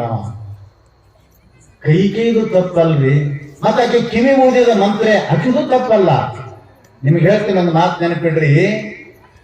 ಯಶೋಧ ರಾಮನನ್ನ ಹೆತ್ತಳು, ಹಡದವಳು, ಕೈಕೇಯಿ ಪಡೆದವಳು. ಭರತ ನನ್ನ ಮಗ ಅನ್ನೋದೇ ಗೊತ್ತಿಲ್ಲ ಆಕಿಗೆ. ನಿಜವಾಗಲು ಭರತನ ತಾಯಿ ನಾನು, ನನ್ನ ಮಗ ಭರತ ಅನ್ನೋದು ಅವಳಿಗೆ ಗೊತ್ತೇ ಇಲ್ಲ. ನನ್ನ ಮಗ ನನ್ನ ಪ್ರಾಣ, ನನ್ನ ಸರ್ವಸ್ವ ಅಂದರೆ ಶ್ರೀರಾಮ. ಅವ ಇಲ್ಲದೆ ಹೋದ್ರೆ ಕಣ್ಣು ಹೋಗ್ತಿದ್ದು ಅಂತ ಕೈಕೇಯಿ. ಇಷ್ಟು ರಾಮನಿಗೆ ಗೊತ್ತಿದ್ದು ಅವನು ಕೈಕೇಯಿಗೆ ಹೆಂಗ ಅಪಾದನೆ ಮಾಡ್ತಾನ? ಸಾಧ್ಯ ಇಲ್ಲ. ಬೇಗರ ಕೈಕೇಯಿ ಹಾಗೆ ಇದ್ಲು ಅಂತ. ವಿಧಿ ಹೆಂಗ ಪ್ರವೇಶ ಆಗ್ತದೋ ಗೊತ್ತಿಲ್ಲ, ದುರ್ದೈವ ಒಳಗೆ ಹೆಂಗ ಪ್ರವೇಶ ಆಗ್ತದೋ ಗೊತ್ತಿಲ್ಲ. ಅದು ರಾಮ ಮಾಡಿದ ದುರ್ದೈವನೇ ದಶರಥನ ಮುಖಾಂತರ ಹೋಗಿ ಕೈಕೇಯಿಗೆ ಸೇರಿ, ಮಂತ್ರಿಗೆ ಸೇರಿ, ರಾಮ ಅಂದ್ರೆ ನನ್ನ ಪ್ರಾಣ, ರಾಮ ಇರ್ಲಿಲ್ಲ ಅಂದ್ರೆ ಬದುಕ್ತಿರ್ಲಿಲ್ಲ ನಾನು ಅಂತಿದ್ಲು ಕೈಕೇಯಿ. ಆಕೆ ಹಡದವಳು, ಇವಳು ಜೋಪಾನ ಮಾಡಿ ರಾಮನನ್ನ ಅಷ್ಟು ಪ್ರೀತಿಸೋಳು. ಅವನು 14 ವರ್ಷ ನೋಡ್ರಿ ಎಂತದು. ನೀವು ಇಬ್ರು ಕೂಡಿ ಮಲ್ಕೋಬಾರ್ದು ಅಂತ ಹೇಳ್ತಾಳಕಿ. ಅರಣ್ಯದಲ್ಲಿ ಹೋದರೂ ನಿಮ್ಮಿಬ್ಬರ ಪರಸ್ಪರ ಸಂಬಂಧ ಆಗಕೂಡದು. ಎಷ್ಟು ದುರ್ವಿಧಿ ಕಾಡ್ತಿರ್ತದ. ಯಾಕೆ? ನಿಮ್ಮಿಬ್ಬರ ಸಂಯೋಗದಿಂದ ಪುತ್ರ ಹುಟ್ಟಿದರೆ ಜ್ಯೇಷ್ಠ ಪುತ್ರನಾದ ಮಗನಿಗೆ ರಾಜ್ಯ ಆಗ್ತದ ಅಂತ. ಎಂತ ಕಷ್ಟ್ರಿ ನಿಮಗಂದ್ರೆ ಸುಮ್ಬಿಟ್ಟಿರ್ಯಾ? ಕೈಕೇಯಿ ಆರ್ಡರ್ ಇದು. ಹೋಗ್ತಾನೆ, ತಂದೆ ಯಾಕೆ ಬರ್ಲಿಲ್ಲ, ಪಟ್ಟಾಭಿಷೇಕ ನಡೀತಾ ಇದೆ ಯಾಕೆ ಬರ್ಲಿಲ್ಲ ಅಂತ ಎಲ್ಲ ರೆಡಿ ಆಗ್ಯಾನ. ಮದುಮಗ ಹೆಂಗ ರೆಡಿ ಆಗಿರ್ತಾನ ಹಂಗ ಪಟ್ಟಾಭಿಷೇಕಕ್ಕೆ ರೆಡಿ ಆದಂತ ರಾಮ ಹೋಗ್ತಾನ, ತಂದೆ ಯಾಕೆ ಬರ್ಲಿಲ್ಲ ಅಂತ ಮೂರ್ಛಿತನಾಗಿ ಬಿದ್ದಿದ್ದಾನೆ. ಮಾತನಾಡಲಿಕ್ಕೆ ಬರ್ತಿರ್ಲಿಲ್ಲ. ಒಂದೇ ಮಾತನ್ನು, ಪ್ರಾಣ ಹೋಗ್ಲಿಲ್ಲ, ಹೆಡಕ್ ಹೋಗದ. ಮಾಡಿದ ತಪ್ಪಿನ ಅಪರಾಧದ ಪ್ರಾಯಶ್ಚಿತ ಆಯಿತು ದಶರಥನಿಗೆ. ಅಮ್ಮ ಏನಾಯ್ತು ತಂದೆಗೆ? ಹೇಳಮ್ಮ, ನೀನು ತಂದೆಯ ಸ್ವರೂಪಳೆ. ಆತ ಹೇಳುವ ಸ್ಥಿತಿಯಲ್ಲಿ ಇಲ್ಲದಿದ್ದರೂ ನೀನು ಹೇಳು ತಾಯಿ, ನೀನು ಅಂಗುಷ್ಟದಿಂದ ತೋರಿಸಿದ್ದನ್ನು ನಾನು ಶಿರದಲ್ಲಿ ಹೊತ್ತು ಮಾಡುತ್ತೇನೆ. ಏನಾಯಿತು ತಂದೆಗೆ? ಯಾಕೆ ಪರಿಸ್ಥಿತಿ ನನಗೆ ಹೇಳ, ನಾ ಏನ್ ಮಾಡ್ಬೇಕೀಗ ಅಂದಾಗ ಹೇಳಿದ್ಲಾಕಿ, ನಿನ್ನ ತಂದೆ ನನಗೆ ಮಾತು ಕೊಟ್ಟಿದ್ದ, ಆ ವರಗಳನ್ನು 2 ವರ ಕೇಳಕು ಅಂದಿದ್ದ. ನನ್ನ ಪ್ರಸಂಗ ಬಂದಾಗ ಕೇಳ್ತೀನಿ ಅಂದಿದ್ದೆ. ಈಗ ಪ್ರಸಂಗ ಬಂದಿತ್ತು, ಕೇಳಿನಿ. ಆ 2 ವರ ಏನು ಅಂತ ಕೇಳಿದ್ರೆ, ನನ್ನ ಮಗನಾದಂತ ಭರತನಿಗೆ ಪಟ್ಟಾಭಿಷೇಕ ಆಗ್ಬೇಕು, ರಾಮಚಂದ್ರ ನನಗೆ 14 ವರ್ಷ ವನವಾಸ ಆಗಬೇಕು ಅಂತ ನಾ 2 ವರ ಕೇಳಿನಿ. ಕೊಟ್ಟಾನ. ನಿನ್ನ ಮೇಲಿನ ಪ್ರೀತಿಗಾಗಿ ಹೆಣ ಬಿದ್ದಾನ. ನೋಡ್ರಿ, ರಾಮನಿಲ್ಲದೆ ಹೋದರೆ ಬದುಕಲು ಸಾಧ್ಯವಿಲ್ಲವೆಂದ ಕೈಕೇಯಿ ಆ ಹೃದಯ ಕಲ್ಲದೆ ಆಗ್ಬೇಕಾಗಿತ್ತಂದ್ರೆ ಆ ವಿಧಿ ಏನ್ ಆಟ ಮಾಡಿರ್ಬೇಕು. ಆ ವಿಧಿ ಎಲ್ಲಿ ಹೇಗೆ ಆಗಿತ್ತು ಅಂತಂದ್ರೆ, ಹೀಗೆ ರಾಮ ಹೂ ಅಂದ, ದಶರಥ ಹೋಗ್ಬಿಟ್ಟ, ಸ್ಮಶಾನ ಆಗಿಬಿಡ. ಇದನ್ನೆಲ್ಲ ತಿದ್ದುದವಳು ಮಂತಾರೆ, ಅವಳಲ್ಲ. ಆ ರಾಮನ ಕರ್ಮನೆ ಅವಳಲ್ಲಿ ಹೋಗಿ ಮಾಡಿಸಿರ್ತಂಥದ್ದು. ಅದಕ್ಕೆ ಬಹಳ ಸೂಕ್ಷ್ಮವಾಗಿ ನಡಿಬೇಕು ನಾವು. ಹೆಜ್ಜೆಯಾಗಿ ಹೆಜ್ಜೆ ಇದ್ದಿ ಅಂತಾರಲ್ಲ, ದೃಷ್ಟಿಪೂತ ನಶೇತ್ಪಾದನ. ಅದಕ್ಕೆ ಹೆಣ್ಮಕ್ಳಿಗೆ ಅಂತಾರೆ ನೋಡು, ಹೆಣ್ಮಕ್ಳ ಬುದ್ಧಿ ಬಿಜಾಪುರ ಗೋಲ್ಗೊಂಡು ಮ್ಯಾಗ ಎಲ್ಲಿ ಹೆಣ್ಮಕ್ಳ ಬುದ್ಧಿ ಮೊಳಕಾಲ ಕೆಳಗ, ಹೆಣ್ಮಕ್ಳ ಬುದ್ಧಿ ಮೊಳಕಾಲ ಕೆಳಗ, ಇವನ ಬುದ್ಧಿ ತಲೆ ಮೇಲೆ 12 ಮೊಳ ಅನ್ನತ ನಿಂದು ಕಾಕ. ನಿನ್ಗೇನ್ ರಿಸ್ಟ್ರಿಕ್ಷನ್, ನಿನ್ ಕಾನೂನು ಇಲ್ಲ. ನಿನ್ ಕತ್ತೇನಿ, ಕತ್ತಿಗಳಿಗೆ ಕಾನೂನು ಇರುದಿಲ್ಲ. ಹೆಣ್ಮಕ್ಳಿಗೆ ಮೊಳಕಾಲ ಕೆಳಗ ಬುದ್ಧಿ ಅಂತ ಇವನ್ ತಲೆನಲ್ಲಿ 12 ಮೊಳ ಮ್ಯಾಗ ಆಗ್ತ. ಏನ್ ಮಾಡಿದ್ರು ನಡೀತದ. ನೀನ್ ಹಿಡಿದು ಹೊಡೆಯೋರು ಯಾರು ಇಲ್ಲ. ಮೊಳಕಾಲ ಕೆಳಗಲ್ಲ, ಪಾದದ ಮುಂದೆ 3 ಗೇಣು ಅಷ್ಟೇ ನೋಡ್ಬೇಕಂತ ಹೆಣ್ಣ. ದೃಷ್ಟಿಪೂತ ನಶೇತ್ಪಾದಂ. ಯಾಕೆತ್ತು ಅಧಿಕಾರ ನಿನಗಿಲ್ಲ, ನಿನಗೂ ಅಷ್ಟೇ. ನಿನಗೇನು ಹುತನ ಹೆಂಗ್ ನೋಡ್ಕೋತ ಅಡ್ಯಾಡಂತಾರನ್ನ, ಹೆಣ್ಣಿಗೂ ಅಷ್ಟೇ ಅದ, ಗಂಡಿಗೂ ಅಷ್ಟೇ. ಮೊಳಕಾಲ ಕೆಳಗನೆ ಬುದ್ಧಿ ಯಾಕಿರ್ಬೇಕಂದ್ರೆ ದೃಷ್ಟಿಪೂತ ನಶೇತ್ಪಾದಂ. ಹೆಜ್ಜೆಯಾಗಿ ಹೆಜ್ಜೆ ಇಟ್ಟು ನಡಿಬೇಕಂತ, ಅಲ್ಲೇ ನೋಡ್ಬೇಕಂತ, ಬೇರೆ ಕಡೆ ನೋಡ್ಬಾರ್ದಂತ. ಅವೆಲ್ಲ ಬಾಳ ಹೇಳ್ಯಾರ. ಹಾಗೆ ಇಷ್ಟು ಸೂಕ್ಷ್ಮವಾಗಿ ನಡೆಯುವವರಿಗೆ ಇಂಥ ಆಪತ್ತು ಬಂದದಂದ್ರ ನಮ್ಗೆ ದಾರಿಲ್ಲ, ತಪ್ಪಟ್ಟಿಲ್ಲ. ನೋಡಿರಿಲ್ಲ ಅಮ್ಮ, 70 ಫೂಟ್ ರೋಡ್ ಇರ್ತದ, ತುಂಬಾ ಜಾಗ ಇರ್ತಾನ, ಮಗ ಒಂದ್ ಚೋಟ್ ಇರ್ತಾನ. ಹಿಂಗಾದ್ರೆ ಗೊತ್ತಾಗತ್ತ. ಆ ದಾಂಡಿನಿಂದ ಈ ದಾಂಡಿಗೆ ಇವ್ಕೆ ಏನು ಇಲ್ಲೇ ಇಲ್ಲ. ಹ್ಯಾಂಗ ನಡೆದ್ರು ಅದೇ ಅಂತ ತಿಳ್ಕೊಂಡಾರ. ಶುದ್ಧವಾಗಿ ನಡೆದವರ ಪರಿಸ್ಥಿತಿ ಹಿಂಗಾಗ್ಯದ. ಯಾಕೆ ಆ ಸ್ಥಿತಿ ಬಂತು ಅಂತ ಕೇಳಿದ್ರೆ ಬಹಳ ಗಮನವಿಟ್ಟು ನಡಿಬೇಕಂತಾರ. ಇದು ನಮ್ಮ ಲೈಫ್ ಸ್ಟೋರಿ, ಇದು ನಮ್ಮ ಜೀವನ ಚರಿತ್ರೆ, ನಮ್ಮ ಜೀವನ ಯಾತ್ರೆ ನಮ್ಮ ಕೈಯೊಳಗೆ ಅದ. ಕಡ್ಡಾಕ್ ಬಿಡು ಹೋಗಿ ಬೀಳೋದು ಗಾಡಿ ನಮ್ಮ ಕೈಗೆ ಅದ. ಸನ್ಮಾರ್ಗದಲ್ಲಿ ಹೋಗಿ ಗುರಿ ಮುಟ್ಟುವುದು ನಮ್ಮ ಕೈಗೆ ಅದ. ಹೆಂಗಾಯ್ತು ಅಂದ್ರೆ ಆ ಮಂತ್ರಿ ಮುಖಾಂತರ ಸೇರ್ತಂತ ರಾಮನ ಕರ್ಮ. ಸೇರಿ ಮೊದಲ ಮಂತ್ರಿ ಹೋಗಿ ಕೈಗೆ ಉಪದೇಶ ಮಾಡಿದಾಗ ಬೈದು ಬಿಡ್ತಾಳಕಿ. ಬೈದಾಕಿನ ತಂದು ಸಾಮಾನುಗಳನ್ನು ಕೊಟ್ಟು ಹೊರಗೆ ತಪ್ಪು ಬಿಡ್ತಾಳ. ನಿನ್ನಂತ ಅವಿವೇಕಿಯನ್ನು ಕಟ್ಕೊಂಡ ನಾನು ಇಲ್ಲಿ ಬಂದೀನಿ. ರಾಮ ಅಂದ್ರೆ ಏನಂತ ತಿಳ್ಕೊಂಡಿ? ನನ್ನ ಇನ್ನೊಂದು ಉಸಿರಲ್ಲ, ಇನ್ನೊಂದು ಸಲ ಈ ಮಾತನ್ನ ಮಾತಾಡಿದ್ರೆ ನಿನ್ನ ಕತೆ ಮುಗಿತು ಅಂತ ಹೊಡೆದು ಹೊರಗೆ ಹಾಕ್ತಾಳಕ್ಕಿನ ಮಂತ್ರಿಯನ್ನ ಕೈಕಿ. ಆದ್ರೆ ಅದು ವಿಧಿ ಬಿಡ್ಬೇಕಲ್ಲ. ನೋಡು, ನೀ ನಾನು ಬಡಿ ಸಾಯ ಹೊಡಿ, ನಾ ಇದ್ದದ್ದು ಹೇಳಕಿನ ಅಂತಾಳ ಆಕಿ. ಅದನ್ನ ಹೇಳ್ತೀನಿ ಕೇಳು, ಆಮೇಲೆ ನೀನ್ ತಿಳಿದಂಗ ಮಾಡು ಅಂತ ಹೇಳಿ ಕೊನೆಗೆ ಆ ಕೈಗೆ ರಾಮನ ಮೇಲೆ ವಿಷಕಾರುವಂಗ ಒಂದು ಮಾತು ಹೇಳ್ತಾಳ. ನೋಡು, ರಾಮನನ್ನ ನೀ ಎಷ್ಟು ಪ್ರೇಮಿಸಿದರೂ ಕೂಡ ಆತನು ಪಟ್ಟಾಭಿಷಕ್ತನಾಗಿ ರಾಜ್ಯ ಸಿಂಹಾಸನದ ಮೇಲೆ ಕುಳಿತಾಗ ಆ ರಾಜನ ತಾಯಿ ಯಾರು ಅಂತ ಕೇಳಿದಾಗ ಕೌಶಲ್ಯನ ತೋರಿಸ್ತಾರ, ಹುಚ್ಚಿ ನಿನ್ನ ತೋರಿಸುವುದಿಲ್ಲ ಅಂತ. ಅಷ್ಟೇ ಅಲ್ಲ, ನಾಳೆ ರಾಜನ ತಾಯಿ ನಾನೆಂದು ಅವಳು ನಿನ್ನನ್ನು ದಾಸಿಯನ್ನಾಗಿ ಮಾಡಿಕೊಳ್ಳಬಹುದು, ನಿನ್ನ ಕೈ ಕೆಲಸದ ಆಳನ್ನಾಗಿ ಮಾಡಿಕೊಳ್ಳಬಹುದು. ಆವಾಗ ನೀನೇನು ವಿಚಾರ ಮಾಡಿದರೂ ಮಿಂಚಿ ಹೋದ ಮಾತು ಈಗಲೇ ವಿಚಾರಿಸುವಂದಾಗಿ ಜರ್ನೆ ಜರಿತ್ ನೋಡಕಿ. ಹೌದಲ್ಲ ಅಂದ್ರು. ಯಾವ ಪ್ರೇಮ, ಯಾರು ರಾಜನ ತಾಯಿ ಅವಳಾದಾಗ ನನ್ನ ಮೇಲೆ ಅಧಿಕಾರ ಮಾಡೋದು ಬಿಡುತ್ತಾಳೆ ಅವಳು? ನಾನು ಅವಳ ಕೈ ಕೆಳಗಿನ ದಾಸಿ ಆಗಿರಬೇಕೆ? ಅವಳು ಹೇಳಿದ್ದನ್ನು ಕೇಳಿಕೊಳ್ಳಬೇಕೆ ನಾನು? ತೆರಿಗೆ ಬಿಡ್ತು ನೋಡ್ರಿ ಕ್ಷಣಾರ್ಧದಲ್ಲಿ.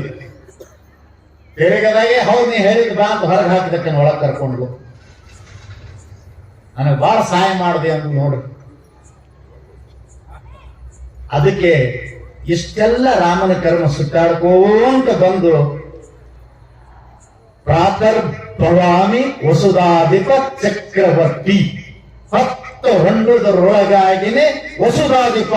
ಏನಂತ ತಿಳ್ಕೊಂಡ್ರಿ? ನಿಮ್ಮಂಗ 10-30 ಅಲ್ಲ, ಹಿಮಾಲಯದಿಂದ ಸಿಂಹಳದವರೆಗೆ 7 ಸಮುದ್ರಗಳ ಮಧ್ಯದಲ್ಲಿರ್ತಕ್ಕಂಥ ಈ ಭರತ ಖಂಡ, ಈ ಭೂಮಿಗೆ ಒಬ್ಬನೇ ಒಡೆಯ ಚಕ್ರಾಧಿಪತಿ ರಾಮ. ಇಲ್ಲೇ ಇದ್ದೋಗೆ ನಾವು, ಅದಕ್ಕೆ ಇಲ್ಲಿ ರಾಮನ ಮಠ ಆಗ್ಯಾವ. ಮತ್ತೆ ಹಂಪಿಗೆ ಹೋಗ್ಬೇಕಾದ್ರೆ ಇಲ್ಲೇ ಹೋಗ್ಬೇಕಿಲ್ಲ, ನಾವು ಅವನು ಕುಂದಿರಿಸಿ ಚಾ ಕುಡಿಸಿ ಕಳಿಸೀವಿ. ನೋಡ್ರಿ ನೀವು, ಇಲ್ಲಿ ಅಯೋಧ್ಯೆ ಈ ಕಡೆ ಐತಿಲ್ಪ, ಆ ಕಡೆ ಈ ಕಡೆ ಸೇರ್ತೈತ್ ನೋಡು.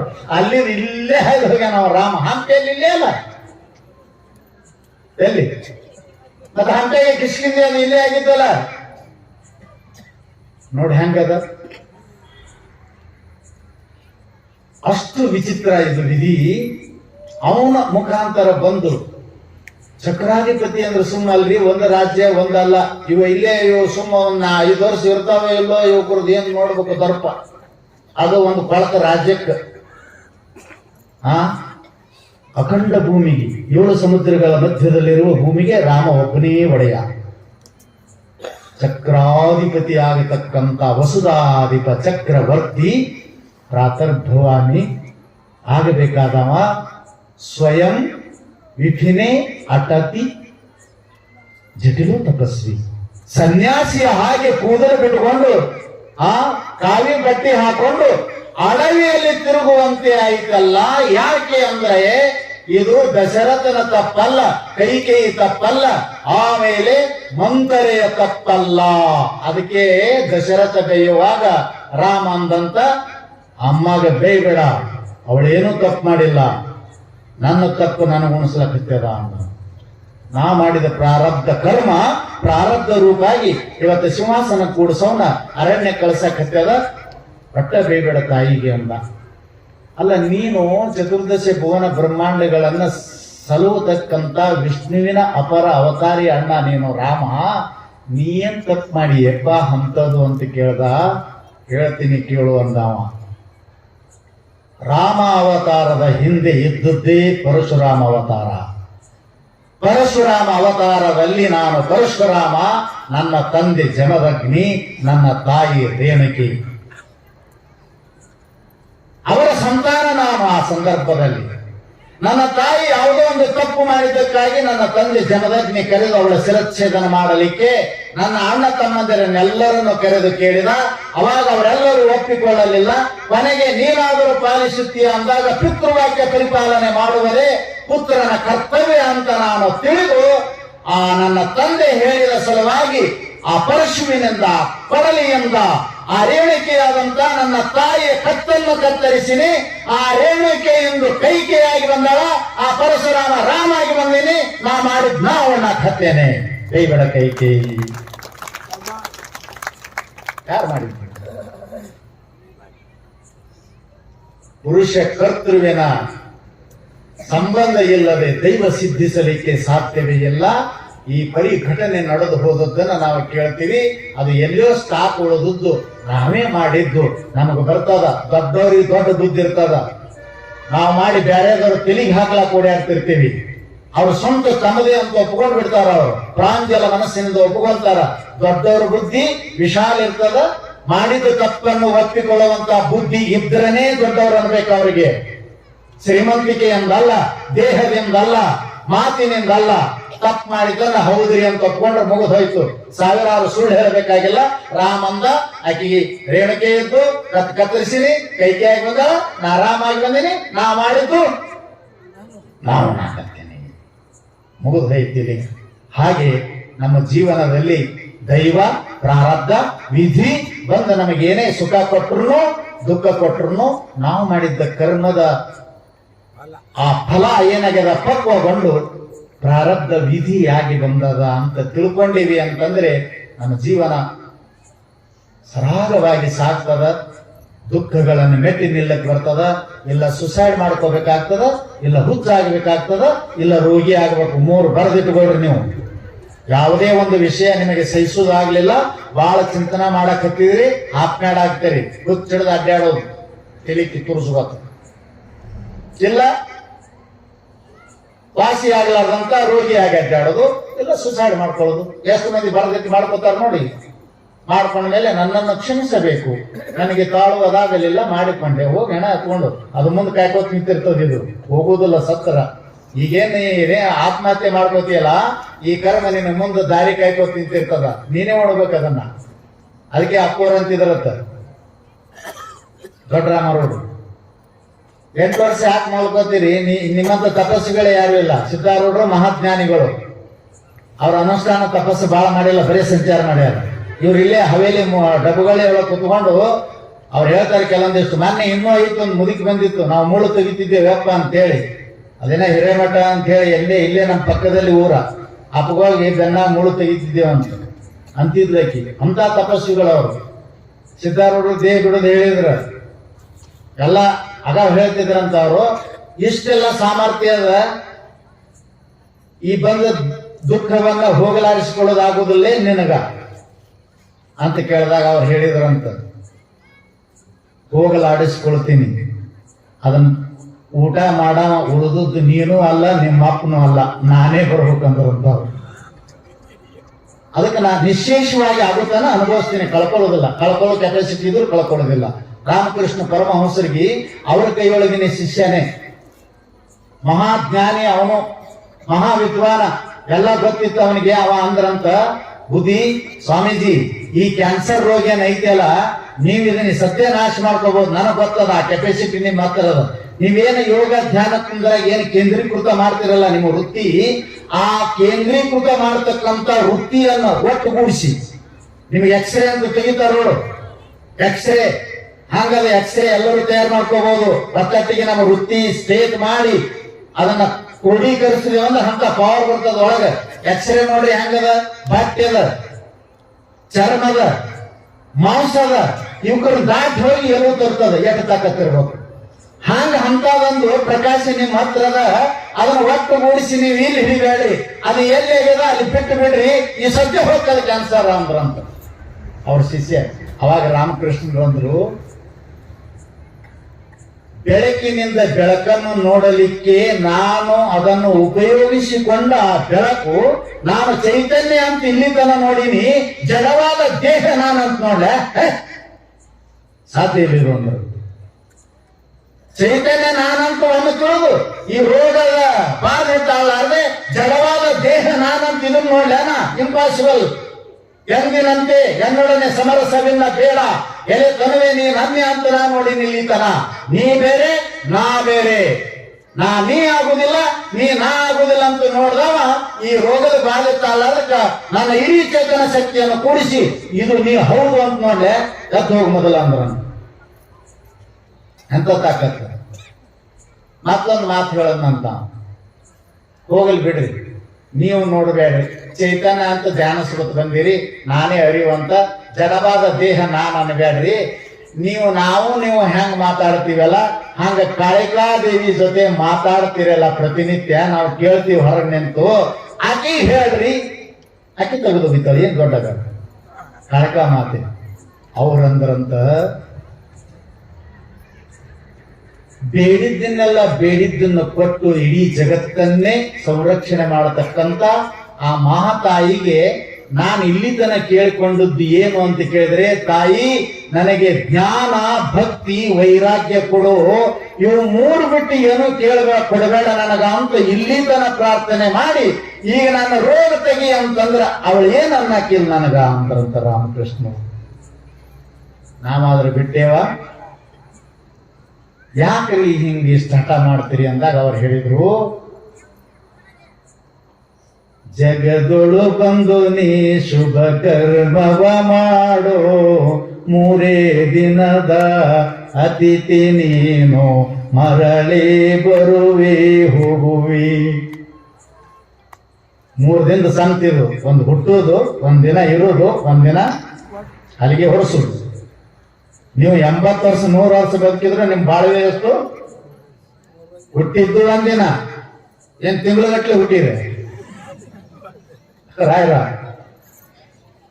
ಒಂದೇ ದಿನ ಹುಟ್ಟಿದ್ದು, ಅದು 1 ಸೆಕೆಂಡ್. ಹೌದಾ? ನೀವು 1000 ವರ್ಷ ಬದುಕಿದ್ರು ಕೂಡ ಆ ಉಸಿರು ಸ್ಥಿರ ಅಲ್ಲ, ಅಲ್ಲಿ ತನ ಯಾವಾಗ ಹೋಗ್ತದೋ ಗೊತ್ತಿಲ್ಲ. ಬದುಕಿದ್ದು ಒಂದಿನ, ಹುಟ್ಟಿದ್ದೊಂದಿನ, ಇರೋದೊಂದಿನ. ಯಮನಾಥ್ ಮೋಹನ್ ಕಡೆ ಹೋಗೋದು 15 ದಿನ ಗಟ್ಟಲೆ ಸತ್ತಾರನೇ ಯಾರು ಕುಂತವನೇ ಗೊತ್ತಾದ್ರಿ. ರಾಮಕೃಷ್ಣ ಅಂತಾರ ಸಂತಿ 3 ದಿನ, 3 ದಿನದ ಸಂತಿ ಚಂದಗೆ ಮಾಡ್ಲಿಲ್ಲ ಅಂದ್ರೆ ಮತ್ತೆ ಬರುದು ಹೋಗುದು ಮಾಡಬೇಕಾಗ್ತದೆ. ಅದಕ್ಕೆ ನಾ ಇದನ್ನ ಕೇಳ್ಕೊಳ್ಳೋದಿಲ್ಲ. ಇದೊಂದ್ಸಲ ಅನುಭವಿಸ್ಬಿಟ್ಟೆ ಅಂದ್ರೆ ಮುಗಿದು ಹೋಯ್ತು ಕತಿ. ನಾ ಕೇಳುದಿಲ್ಲ, ಕಾಳಿಕೆಗೂ ಕೇಳುದಿಲ್ಲ, ನಾನು ಅದರಲ್ಲಿ ದೃಷ್ಟಿ ಇಟ್ಟು ಹಾಳು ಮಾಡ್ಕೊಳ್ಳೋದಿಲ್ಲ. ಅನುಭವಿಸಕ್ ಸಿದ್ಧದೀನಿ ಅಂತಂದ್ರಲ್ಲ, ಅದಕ್ಕೆ ನಿಮಗೂ ಏನೇ ಅಂತವೇನ ಅಲ್ಲಿ ನಿಮಗ್ ಚಾರನೇ ಆಕಣ ಇವೆಲ್ಲ ಏನ್ ಇಟ್ಟಿಕ್ಕೆ ನಿಮೇಳ ಎತ್ಲಿ ಚಿಲ್ಲರ್ ಇವು ನಿಮಗ. ನಮ್ಮಂತ ಬಂದು ನೋಡಿದ್ರೆ ನಿಮ್ಗೆ ಸತ್ತ ಹೋಗ್ತೀವಿ ನೀವು. ಚಿಲ್ಲರ್ ಕಿಟ್ ಹೇಳಿದ್ದಾರ. ರಾಮಕೃಷ್ಣ ನೋಡ್ರಿ, ರಾಮಾರೂಢ ನೋಡ್ರಿ, ಸಿದ್ಧಾರೂಢ ನೋಡ್ರಿ, ಗಟ್ಟಿ ಬೆತ್ತನೇ ಎದ್ದು ಬಂದ ಮ್ಯಾಗ ಬಿದ್ರು ಗಟ್ಟಿಯಾಗಿ ಎದುರಿಸ್ಯಾರ. ಚಿಲ್ಲರ್ ಹೆದರ್ಬ್ಯಾಡ್ರಿ, ಮುಂದೆ ತೊಳೋದಾಗ್ಲಿ ಅಂತ ಒಳ್ಳೆಯದನ್ನ ಮಾಡ್ಕೊಂತ ಹೋಗ್ರಿ, ನಿಮ್ಮ ಜೀವನ ಪಾವನ ಆಗ್ತದ ಅಂತ ಹೇಳಿ ನಾವೆಲ್ಲರೂ 8 ದಿವಸಗಳ ಪರ್ಯಂತ ಆಗಮಿಸಿ ತೆಗೆಯೋದು